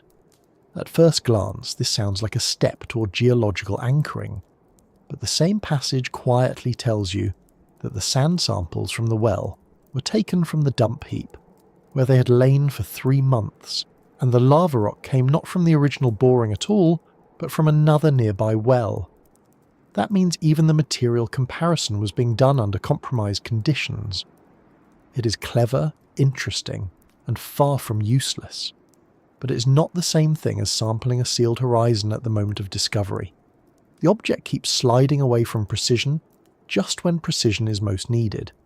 The USGS folio understood this better than many later retellings do, which is why its parenthetical comment remains so important. After giving the well section, and noting that the sand pump brought up the small doll-like image from the lower part of the 40-foot sand stratum, the authors immediately said that although the statement had been made on seemingly good authority, further substantiation had not been forthcoming, and the image may have been dropped into the well hole by someone wishing to perpetrate a practical joke. It is a striking note because it sits right inside the geological description, rather than in some separate skeptical appendix. The same document that preserves the depth also limits what the depth can prove. Hay later objected to this and said the statement did not accord with the earlier Boston discussion, preferring to regard the deposits as Pleistocene rather than Pliocene, and insisting that accidental or fraudulent intrusion appeared to be excluded. But even Hay's defence shows the central weakness of the case. He had to argue not only about the object, but about the age of the beds, the possibility of intrusion, and the authority of earlier discussants. A secure find does not usually require that much rescue work. Once you see that, the phrase, "trouble with depth," starts to sound less like a clever title and more like the whole case in miniature. Depth is attractive because it compresses a long argument into one dramatic feature. Nobody has to think about sediment mixing, sample selection, weathering, spoil removal, or witness limitations if they can simply say 320 feet. That is why the number travels so well. But numbers are not context, and in archaeology, context is the whole game. Idaho State University's Archaeological Overview still summarizes the Nampa discovery as controversial from the beginning, and notes that the small clay figurine became the center of considerable debate over authenticity and antiquity. The reason is not mysterious. A well can reach ancient deposits without giving you an ancient artifact in any secure sense. It can also give you an artifact from ancient deposits without preserving the chain of evidence strongly enough for later generations to trust the result. The Nampa figurine lives precisely in that uncomfortable middle. The ground was old enough to tempt people. The recovery process was messy enough to stop the claim from hardening into accepted fact. There is another reason this matters, and it goes beyond the figurine. Stories like this teach people bad habits if they are told carelessly. They make depth sound magical. They encourage the idea that the Earth simply delivers truth upward if one drills far enough. Real fieldwork is much less obliging. Deposits can be ancient while the path an object takes into a machine is recent. Samples can be labelled from the bottom, while even the finder admits they may or may not really be from that exact place. A spoil heap can become a playground. Weather can work on materials for months. Nearby wells can contribute comparison samples. Honest men can still leave behind an evidentiary mess. None of that is exotic. In fact, it is painfully ordinary. The Nampa story is durable not because it defeats ordinary explanation, but because it is built out of ordinary complications arranged around an extraordinary implication. The basalt gives it grandeur, the sand pump gives it motion, the 320 feet gives it drama, and the letters give it human sincerity. What it never acquires, despite all that, is the one thing that would have ended the debate quickly. A context nobody could reasonably argue with. So when people say the figurine came from beneath basalt, they're telling the story in the most flattering possible way. It is true that the well section placed basalt below the upper hardpan and loam, and it is true that deeper sands and clays extended below that. It is also true that the object was reported from materials brought up by the sand pump from the lower part of one of those deeper sand units. But that is not the same as saying the figurine was observed undisturbed in a sealed bed beneath basalt. The difference between those two statements is where the whole controversy lives. One gives you a relic from impossible antiquity. The other gives you a disputed object travelling through a deep industrial process. Both stories begin with the same well. Only one of them survives close handling. And once you sit with that for a while, the next question stops being, was the depth impressive, and becomes something more awkward and more human.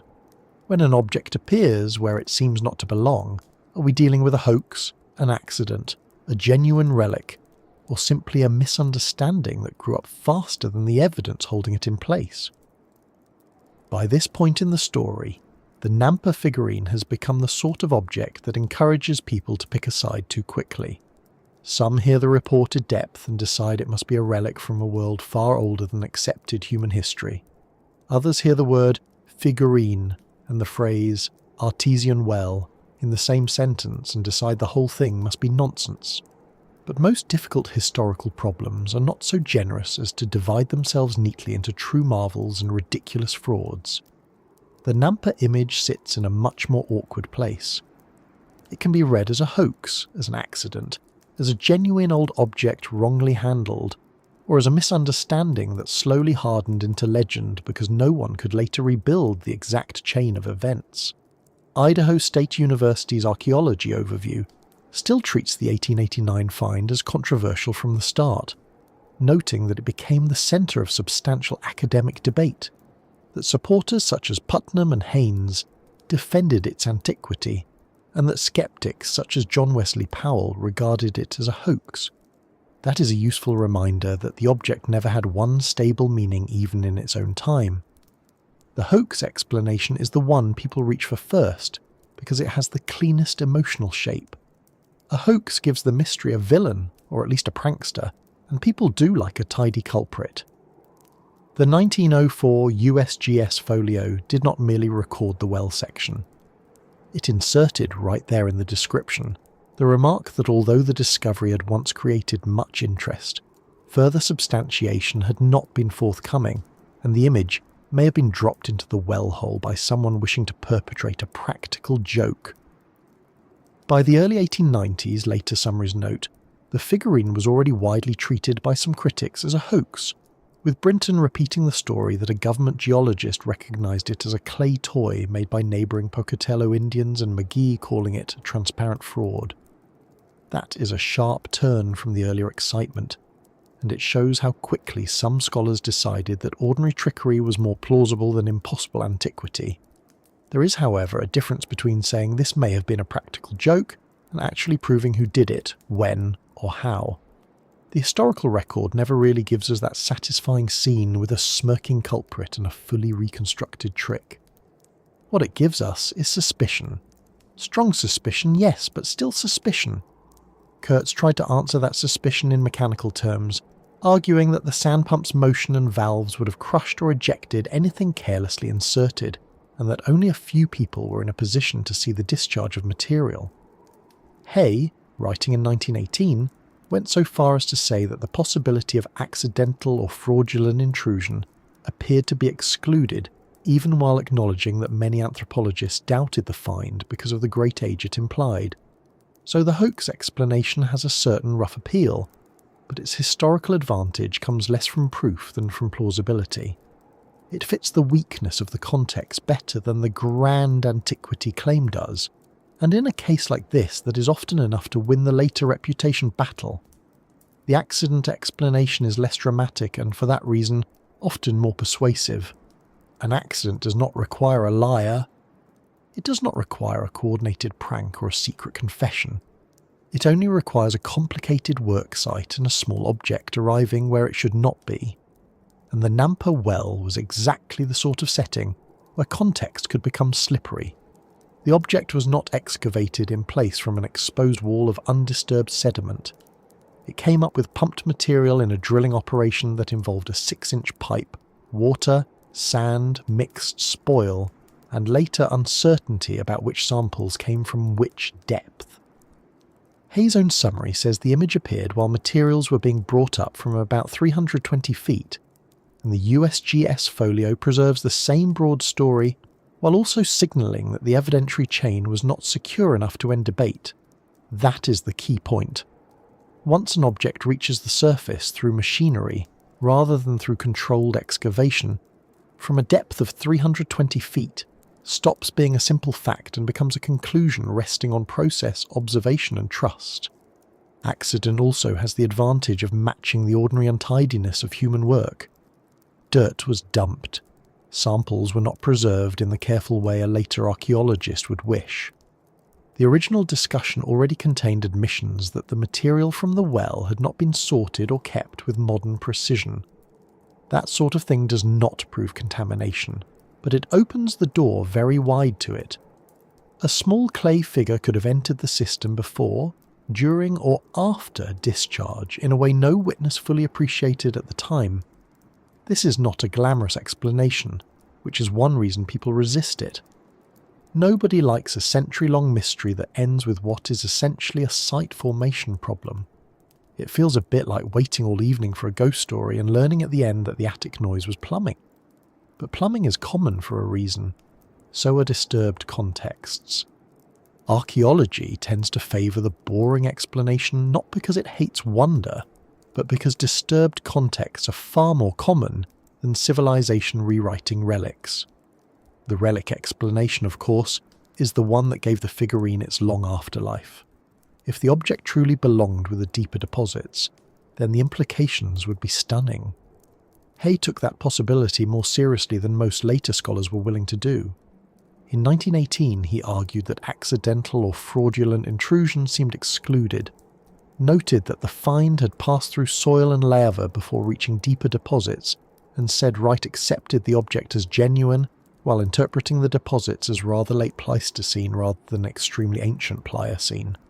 This is important because even one of the stronger defenders was already trying to soften the chronology. A late Pleistocene reading is still very old and controversial in the context of 1918 debates, but it is far less catastrophic than a fully Pliocene one. In other words, the relic explanation itself had gradations. One could defend the authenticity of the object and still quietly renegotiate the age of the ground to make the problem less explosive. That attempt at rescue tells you something important. Even believers could feel the strain. The Nampa figurine did not just claim age, it claimed an age that looked culturally odd. Hay noted that anthropologists questioned the discovery especially because of the great age it implied for a rather advanced race of men. Other critics, including Holmes in later commentary, found it difficult to accept that such a modelled human figure belonged in deposits that old. This is one of the quieter reasons the relic interpretation never settled into consensus. The object itself did not look like a chaotic fragment from an incomprehensibly remote world. It looked like a small human-made clay figure of a familiar kind. That familiarity made the depth claim feel less like revelation and more like mismatch. The more ordinary the object appears in type, the harder it becomes to accept extraordinary antiquity without extraordinary context. Then there is the fourth explanation, the one that is usually the least satisfying in conversation and often the most accurate in historical life: misunderstanding. A misunderstanding is not as accusatory as hoax, not as mechanical as accident, and not as intoxicating as relic. It is also very hard to dramatise, yet a misunderstanding may describe the Nampa story better than any single harsher word. A small human-made object was found during a deep drilling operation. Local witnesses believed sincerely that it came up from the pumped material. Respected men forwarded the story. Geologists noted the seriousness of the implication while hesitating over precise age. Museum men inspected the object and some saw signs of antiquity. Other scholars looked at the same case and saw a weak context carrying too much theoretical weight. The result was not necessarily deliberate fraud or blind faith. It may simply have been a chain of earnest overconnection, in which each person accepted slightly more than the evidence strictly required, and the little figure gradually acquired a geological biography stronger than anyone could later defend securely. Misunderstanding also explains why the case could remain alive without ever becoming solid. A clean hoax once exposed usually collapses. A genuine relic once confirmed usually settles into the literature. But a misunderstanding can linger for generations because it leaves something for everyone. Believers can point to the sincerity of the witnesses, the early support from Putnam and Haynes, and the object's unmistakably human form. Skeptics can point to the compromised recovery, the USGS caveat, the later accusations of fraud, and the complete failure of the figurine to revise accepted archaeology in any lasting way. Idaho State University's retrospective summary is almost perfect on this point. The figure became the centre of considerable academic debate, had both vocal defenders and vocal skeptics, and eventually survived mostly as a historical curiosity. That is what misunderstandings often become when they are just substantial enough not to die, and just weak enough not to win. One can even feel the misunderstanding taking shape in the way different writers handle the same piece of information. The USGS folio used the well section to record the circumstances of the find, but simultaneously undercut the claim with a practical joke remark. Hay, reading that same published section later, rejected the folio's implication and insisted the deposits were really Pleistocene, not Pliocene, and that the dismissal did not accord with the earlier Boston discussion. Here the ground itself becomes part of the misunderstanding. Was the section documenting an impossible antiquity, a more manageable antiquity, or a context too unstable to support either? Even the age of the relevant deposits became part of the argument rather than a settled foundation beneath it. When the Earth under a claim is itself debated, every interpretation begins to wobble. There is also the very human tendency to let a good story harden before all the dull questions have been answered. Charles Francis Adams heard something interesting, attached respectable names to it and sent it on.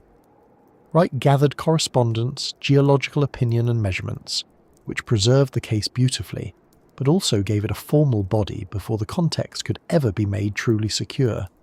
Haynes elevated the figurine into the most important evidence of great human antiquity in America, while Powell and others pushed just as forcefully the other way. Once that happens, an object is no longer free to remain uncertain. It gets drafted into larger arguments. The Nampa image became a proxy for debates over early humans, scientific caution, regional geology, and even the trustworthiness of scholars themselves. That kind of inflation almost guarantees misunderstanding, because the object is no longer being judged only on its own evidence. It is being asked to settle anxieties much larger than itself. If you force me to choose among the four possibilities, the least convincing to me is the strongest version of the relic claim, the version that asks us to believe the figurine securely came from deposits so old that it would overturn the standard chronology of human presence in the Americas. The evidence simply never became robust enough for that. The strongest positive case for antiquity depended on witness sincerity, material examination, and the dramatic authority of depth, but none of that compensated for the weakness of the recovery context. The most convincing explanation is probably not a theatrical hoax in the full storybook sense, though that cannot be ruled out. It is some combination of accident and misunderstanding, perhaps with a little local mischief always lingering in the background because the site conditions left that possibility open. The historical record supports doubt more strongly than it supports revelation. And yet the figurine remains interesting precisely because the weaker explanations are not emotionally stronger. A small object became detached from secure context during a messy drilling operation, and accumulated exaggerated significance is not the sort of sentence people embroider into legend. Humans didn't exist when this was made is much better at holding attention. One can see why the second sentence survives. It has shock, disobedience, and a whiff of cosmic embarrassment for established history. The first sentence has only method, caution, and the faintly weary voice of someone trying to label sample bags in a wind. But science, poor thing, usually has to side with the sample bags. The Nampa figurine did not become famous because the evidence was overwhelming. It became famous because the evidence was awkward and the claim was enormous. So we are left with an object that resists all four labels just enough to stay alive. Hoax fits the later suspicion but lacks a fully pinned down culprit. Accident fits the site conditions but cannot be replayed exactly. Relic fits the excitement but not the evidentiary burden. Misunderstanding fits the long afterlife but never feels dramatic enough for people who want a clean answer. That is often how real mysteries behave. They do not end by giving us a single satisfying noun. They end, or rather continue, as mixtures of human confidence, weak context, strong imagination, and the persistent habit of telling a story in the way that makes it sound most world-changing. And once that happens, the object stops being only an archaeological puzzle. It becomes something else entirely, a magnet for bigger desires, bigger suspicions, and the particular human pleasure of believing that one tiny thing might make the whole official story blink first. This is usually the point where an old artifact story stops being just an artifact story and starts becoming a story about us. Not because the object changes, but because our way of looking at it does. A strange object in a secure context can become part of ordinary archaeology very quickly. It gets dated, compared, catalogued, argued over, and eventually folded into the long, patient paperwork of the human past. But a strange object in an insecure context does something very different. It becomes magnetic. It attracts belief, suspicion, personality, mood, and the familiar human urge to think that perhaps this one awkward little thing has exposed a weakness in the entire official account. The Nampa figurine did exactly that from the beginning. Idaho State University's Archaeological Overview still describes it as controversial from the start. And the 1904 USGS folio preserved the discovery story, while also warning that further substantiation had not followed, and that the image may have been dropped into the well hole as a practical joke. That combination, a real object plus unstable context plus a large implication, is almost the ideal formula for a belief magnet. Part of the attraction is simply that anomalies are efficient storytellers. Most of history is untidy. It consists of many sites, many dates, many arguments, many partial records, and an enormous amount of waiting while careful people compare one boring detail with another. An anomaly feels much faster. It promises a shortcut. Instead of learning the whole structure, you only need one object, one claim, one contradiction. A tiny clay figure from the wrong depth sounds like a key that might open a locked door. It offers the pleasure of compression. All the old work of chronology, excavation and method seems briefly vulnerable to a single dramatic sentence. This should not be here. That sentence is very hard to resist. It has the same kind of pull as finding a modern coin in an old coat, and immediately wondering what larger story must explain it, even though the answer may simply be that coats, like contexts, are not as orderly as one would hope. The Nampa figurine has survived for so long partly because its claim is wonderfully compact. It fits in the hand and in the mind. There is also a psychological reason strange artifacts gather unusual interpretations around themselves. Research in social psychology has found that people are especially likely to search for intentional patterns when confronted with states of awe and uncertainty. In a 2014 paper, Valdesolo and Graham reported across 5 studies that awe increased both supernatural belief and intentional pattern perception, and that this effect was driven by increased tolerance for uncertainty. A disputed artifact sits right in that emotional territory. It is small enough to be manageable, strange enough to be arresting, and uncertain enough to invite mental overwork. It gives the brain a slightly uncomfortable mix of wonder and incompleteness. That is often when people begin connecting dots more eagerly than the evidence warrants. The figurine becomes more than a figurine. It becomes a signal, a clue, a rebuke, a message, a survivor, a suppressed fact, or a keyhole into hidden history. The more uncertain the context, the more room there is for that expansion. Something similar appears in research on illusory pattern perception. Van Progen, Douglas and D'Innocencio found that belief in conspiracy theories and supernatural phenomena was associated with perceiving patterns where none objectively existed, and they concluded that illusory pattern perception is a central cognitive mechanism in such beliefs. That does not mean everyone intrigued by a disputed artifact is irrational, foolish, or incapable of careful thought. It means that human beings, quite generally, are built to prefer a meaningful pattern over a loose end. We do not enjoy unresolved fragments. We like structure. We like causes. We like hidden connections because they make the world feel less random, even when the connection is weaker than it first appears. The Nampa figurine is almost custom-made for this tendency. It is a human form, so it already invites intentional thinking. It is reportedly deep, so it suggests hidden age. It is disputed, so it opens a gap between official caution and private imagination. Once those pieces are in place, people begin doing what people do, connecting them into a larger picture, often faster than the evidence deserves. That larger picture very often takes the shape of "they missed this," or "they don't want this to be true."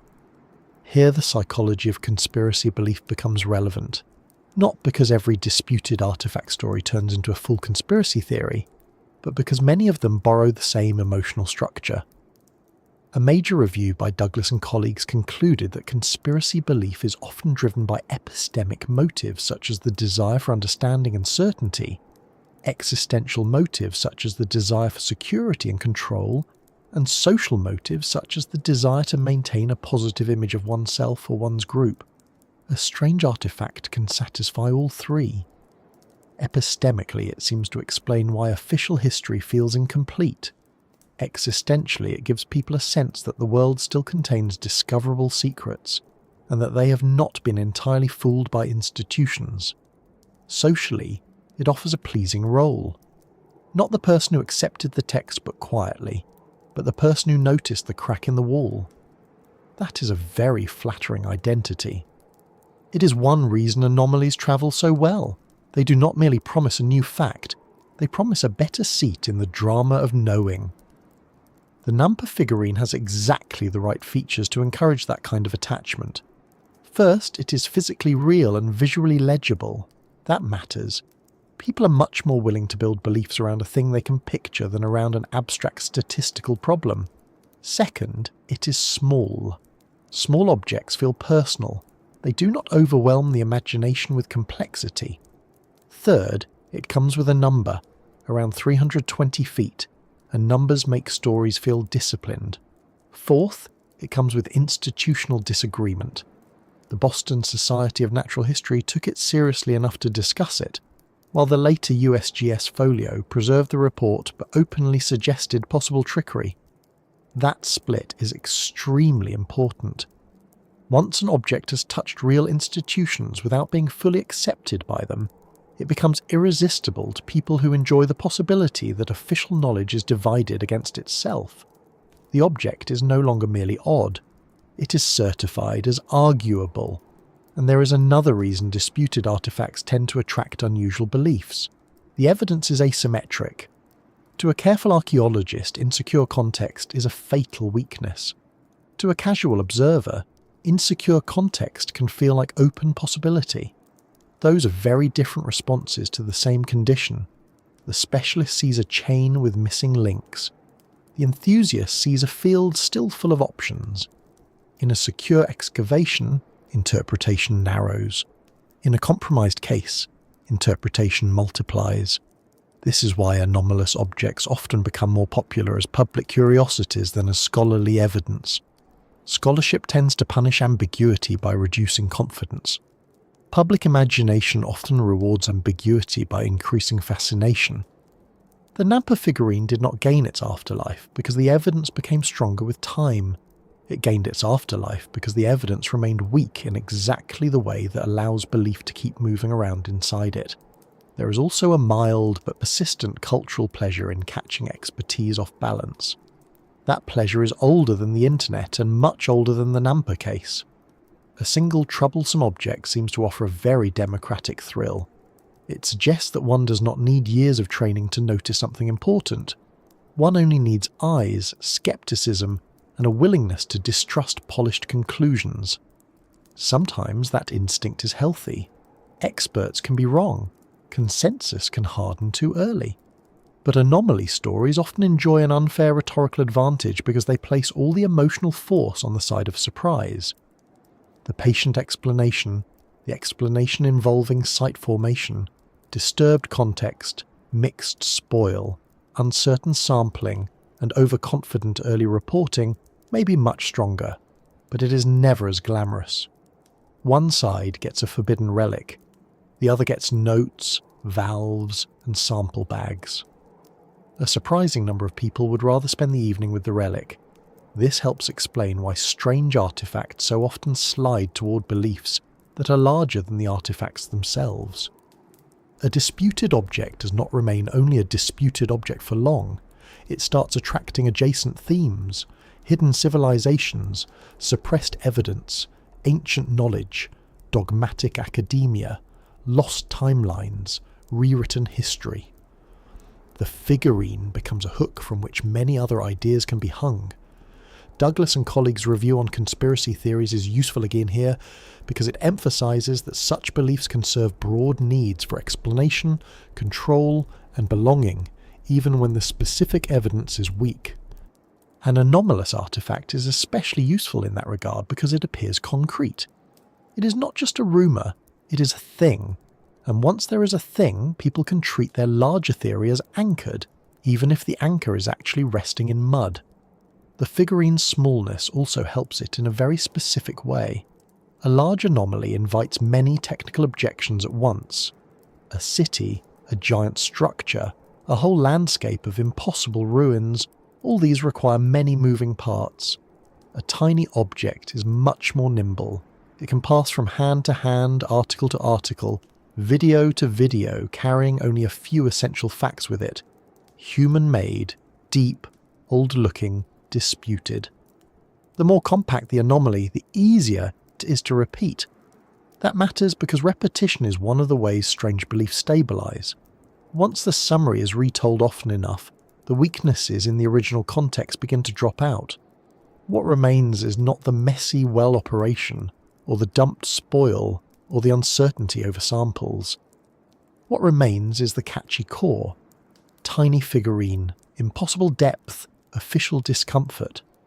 That kind of summary is strong enough to survive generations of retelling.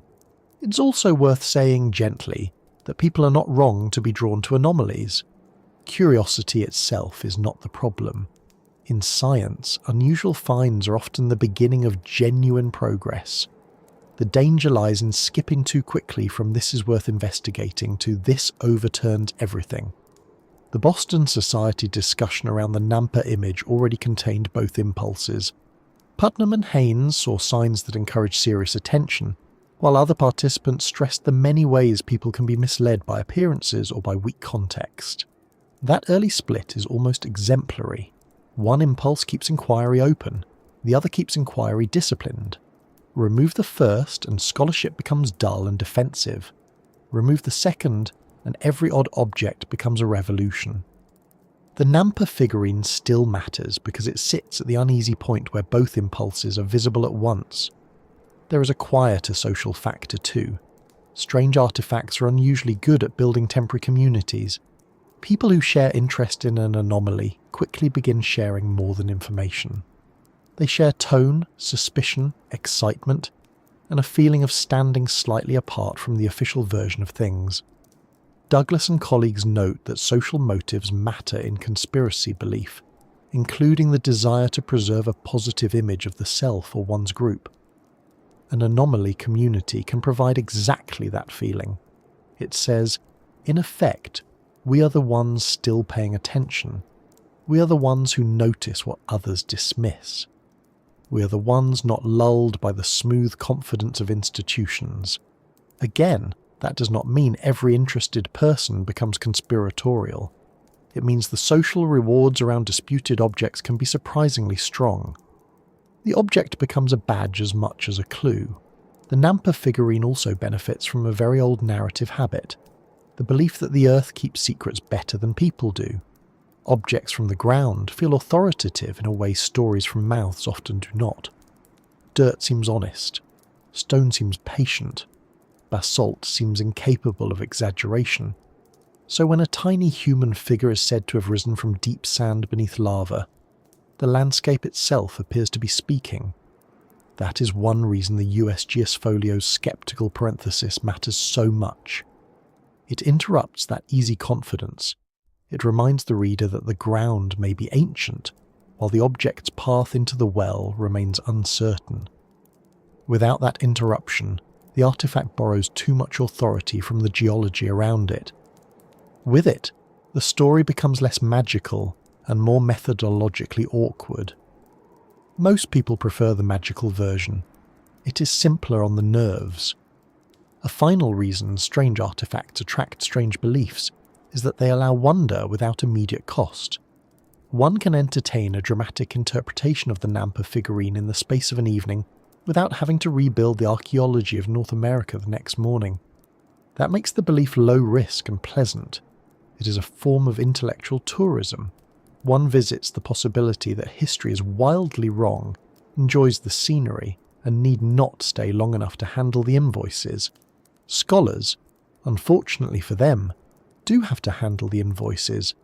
They have to ask whether the context was secure, whether the samples were controlled, whether the geological age was read correctly, whether the object style fits the claimed antiquity, and whether alternative explanations require fewer assumptions. That is why the scholarly version of the story is usually less thrilling. It has to pay for its conclusions. Strange beliefs often travel free. So when we ask why strange artifacts attract strange beliefs, the answer is not that people are foolish and artifacts are mischievous. It is that anomalies press on several very ordinary human tendencies at once. We seek pattern. We dislike uncertainty. We enjoy hidden meaning. We are drawn to awe. We sometimes distrust official accounts, especially when a small object seems to embarrass them.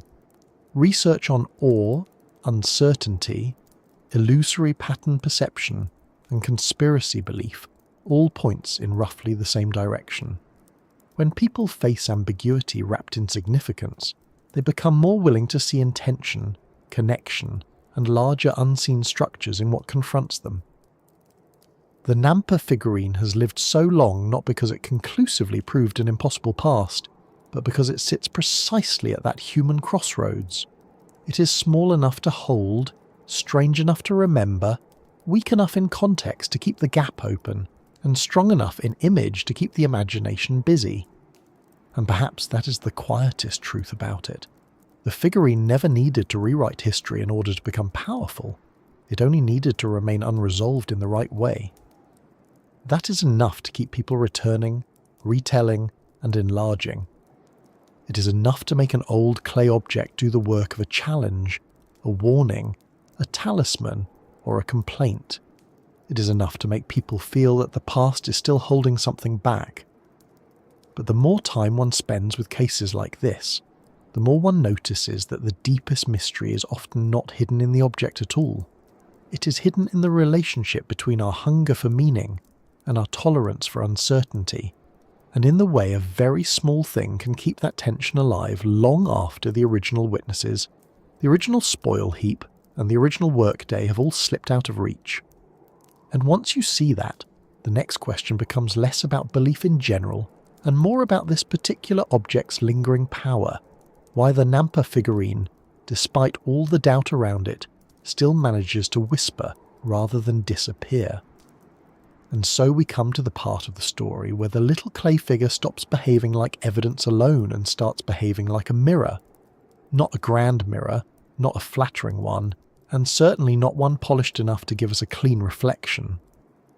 More the sort of old mirror you find hanging in a quiet hallway, slightly dimmed, slightly warped, but still good enough to show you something true if you are patient with the glass.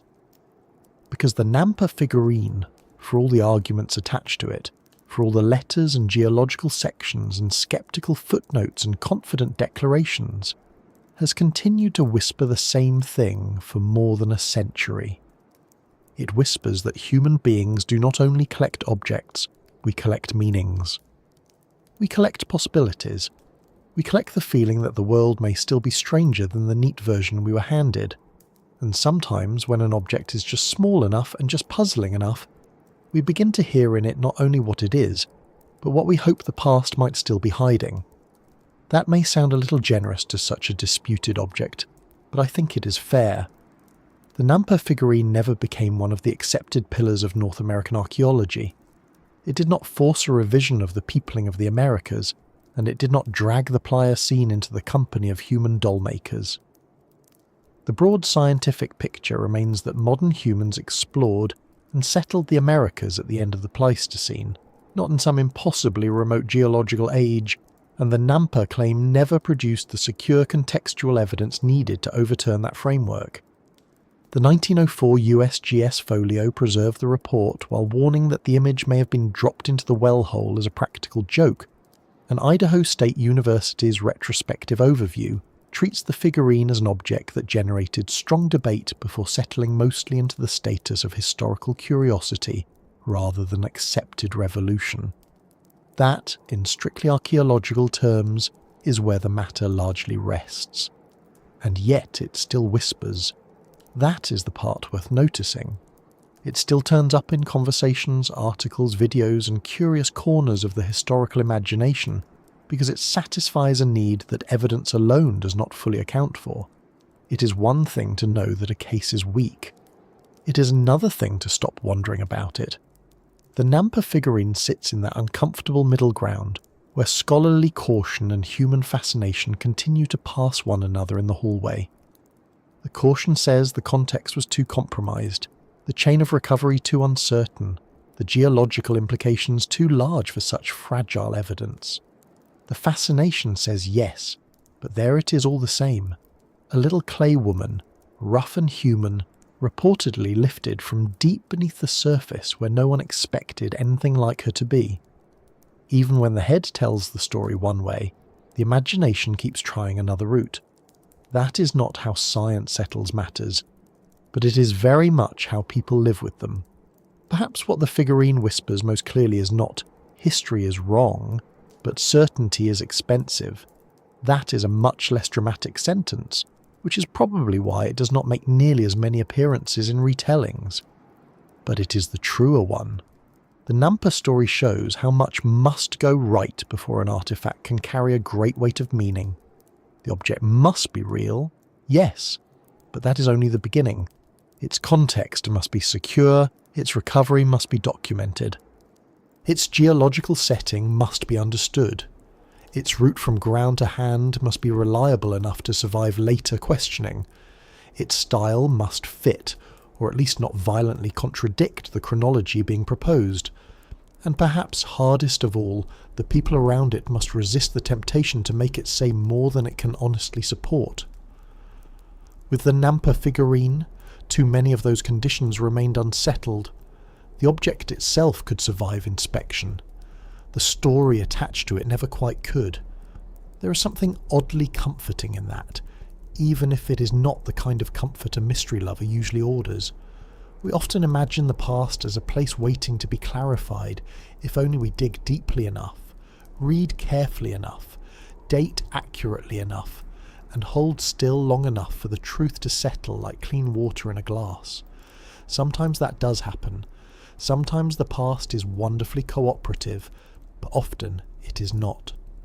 Often it arrives in fragments, in mixed deposits, in notes written after the fact, in witness recollections, in context half preserved and half lost. The Nampa figurine whispers that the past is not merely old, it is fragile in a very specific way. Once the conditions of a discovery are compromised, even sincere people may never be able to repair the break. There will always be a missing hinge in the door, a step in the chain left uncertain, a point where confidence must either stop or become theatre. In that sense, the figurine is less an insult to archaeology than one of archaeology's recurring lessons. It reminds us that the most important part of a discovery is often not the thing found, but the care with which its place in the world is preserved. It also whispers something about scale, and I think this matters more than people usually admit. The object is tiny, 1.5 inches of fired clay, rough-bodied, asymmetrical, broken, modest. It is not a palace wall, not a giant monument, not a city uncovered beneath desert sand. Perhaps because it is so small, it leaves more room around itself. A larger thing would impose a story. This little figure invites one. Its very size makes it seem approachable, as though one might be able to understand it fully by simply turning it over in the hand a few times. And that is a subtle trick. Small objects feel manageable. We project into them easily. We imagine maker and owner. We imagine touch, use, intent, loss. We imagine that because it fits in the hand, it must fit in the mind as well. But the Nampa figurine does not fit neatly in the mind. That is part of why it endures. Its body is familiar, its context is not, and the gap between those two things remains just wide enough to trouble us. Then there is the whisper it gives about the earth itself. For a while, the ground around Nampa seemed old enough to lend almost mythic authority to anything that came from it. Basalt, deep sands, buried vegetable matter, the broad geology of the Snake River Plain, all of it gave the claim a kind of ancient stage set. And we are deeply susceptible to that sort of staging. When the earth appears grand, the objects drawn from it begin to look grander too. A little clay figure found on a shelf is one thing. A little clay figure said to have come from deep below lava, and ancient beds feels like an announcement. The Nampa case reminds us how easily geological age can be borrowed by an object whose own age is not securely known. That is not a glamorous lesson, but it is an important one. The ground is not lying when it is old. It is we who sometimes become careless in assuming that everything associated with deep ground must share the same antiquity. The figurine whispers that depth is impressive, but not always decisive. It whispers too about the people who handled it. There is a tendency in old controversies to sort everyone into saints and fools, brave truth-tellers and dogmatic obstructionists, but the surviving record of the Nampa figurine does not really support that kind of theatre. Adam seems earnest, Wright seems diligent and hopeful. Kurt seems sincere, practical, and only partly prepared for the burden placed on his testimony. Emmons seems cautious. Haynes seems enthusiastic. Powell seems dismissive. The later skeptics sound at times impatient, even contemptuous. But the longer one sits with the case, the less interesting those personal divisions become on their own. What matters more is how normal they are. This is often what controversial evidence looks like in real life. One person sees promise, another sees weakness, a third sees a warning, a fourth sees an opportunity for larger argument. The figurine whispers that history is not only made by objects but by temperaments, by the differing thresholds people have for wonder, doubt, and evidentiary pain. And perhaps it whispers most clearly about us, the people who come much later and still want the story to do something. We want it to break the timeline, or vindicate caution, or expose arrogance, or preserve mystery, or confirm that the world remains untidier than textbooks sometimes sound. Research in psychology helps explain why objects like this continue to gather force. States of awe and uncertainty can increase people's readiness to perceive hidden intention and larger meanings, and studies on illusory pattern perception and conspiracy belief show how readily ambiguity wrapped in significance can invite us to connect more than the evidence strictly warrants. The Nampa figurine is almost a perfect container for that process. It is small enough to seem concrete, strange enough to feel important, and uncertain enough to remain open. It allows each generation to hear in it the thing it most wants to test: the stability of official narratives, the reliability of experts, the generosity of the past, or the stubbornness of mystery itself. That does not mean the whisper is false. It means the whisper is layered. On the surface it says, maybe there is more. Underneath that it says, be careful what kind of more you're asking for. More wonder is easy. More evidence is harder. More possibility is pleasant. More method is often tedious. The figurine survives because it offers both at once. It gives the imagination just enough room to move while also standing rather quietly as a monument to the consequences of uncertain context.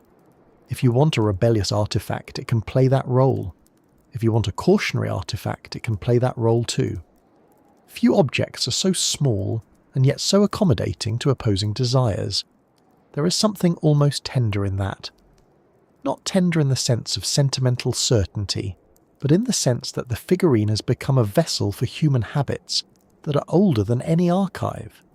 We have always listened for hidden meanings in small things: a shell, a bone, a carved token, a scrap of cloth, an impression in mud, a mark on stone. We are a species that reads significance eagerly. That eagerness is responsible for many mistakes and also for many discoveries. Without it, we would ignore too much. With too much of it, we misread the world. The Nampa figurine whispers from the narrow ledge between those two errors. It says, in effect, keep looking, but do not become drunk on what looking promises. That is not a thrilling message. It is a mature one, and maturity rarely travels as well as mystery. Still, I do not think the mature reading robs the story of beauty. In some ways, it gives the story a better one. The easiest version of the Nampa figurine would be a clean revelation. Humans where they should not be, history overturned, experts humbled, the earth triumphant. But that version is too simple and too flattering. The richer version is that a tiny object passed through an imperfect human chain and has spent more than a century teaching and failing to teach the same lesson. We are very good at noticing what excites us. We are less good at preserving what would later prove it. That is not a flaw unique to the 19th century. It is not a flaw unique to Idaho, archaeology, or old wells. It is one of our recurring species-level habits. We meet something arresting and only afterward realise how carefully we should have paid attention to everything around it. By then, the spoil is moved, the witnesses have dispersed, the notes are incomplete, and the object is left carrying questions heavier than its own little body can bear. Maybe that is why the figurine still feels alive in a way that settled artefacts often do not. A settled artifact tends to become information. A disputed one remains a conversation. The Nampa figure still asks whether truth lives more securely in objects or in contexts. It still asks how much trust a witness deserves when the physical chain is weak. It still asks whether the desire for surprise makes us generous or gullible. It still asks how much of science is the defence against our own appetite for marvellous shortcuts. Those are not bad questions to keep around. In fact, they may be better than a miraculous answer would have been. A miracle would have ended the argument. The Nampa figurine, by refusing to do that, has gone on instructing people in a slower and more useful way.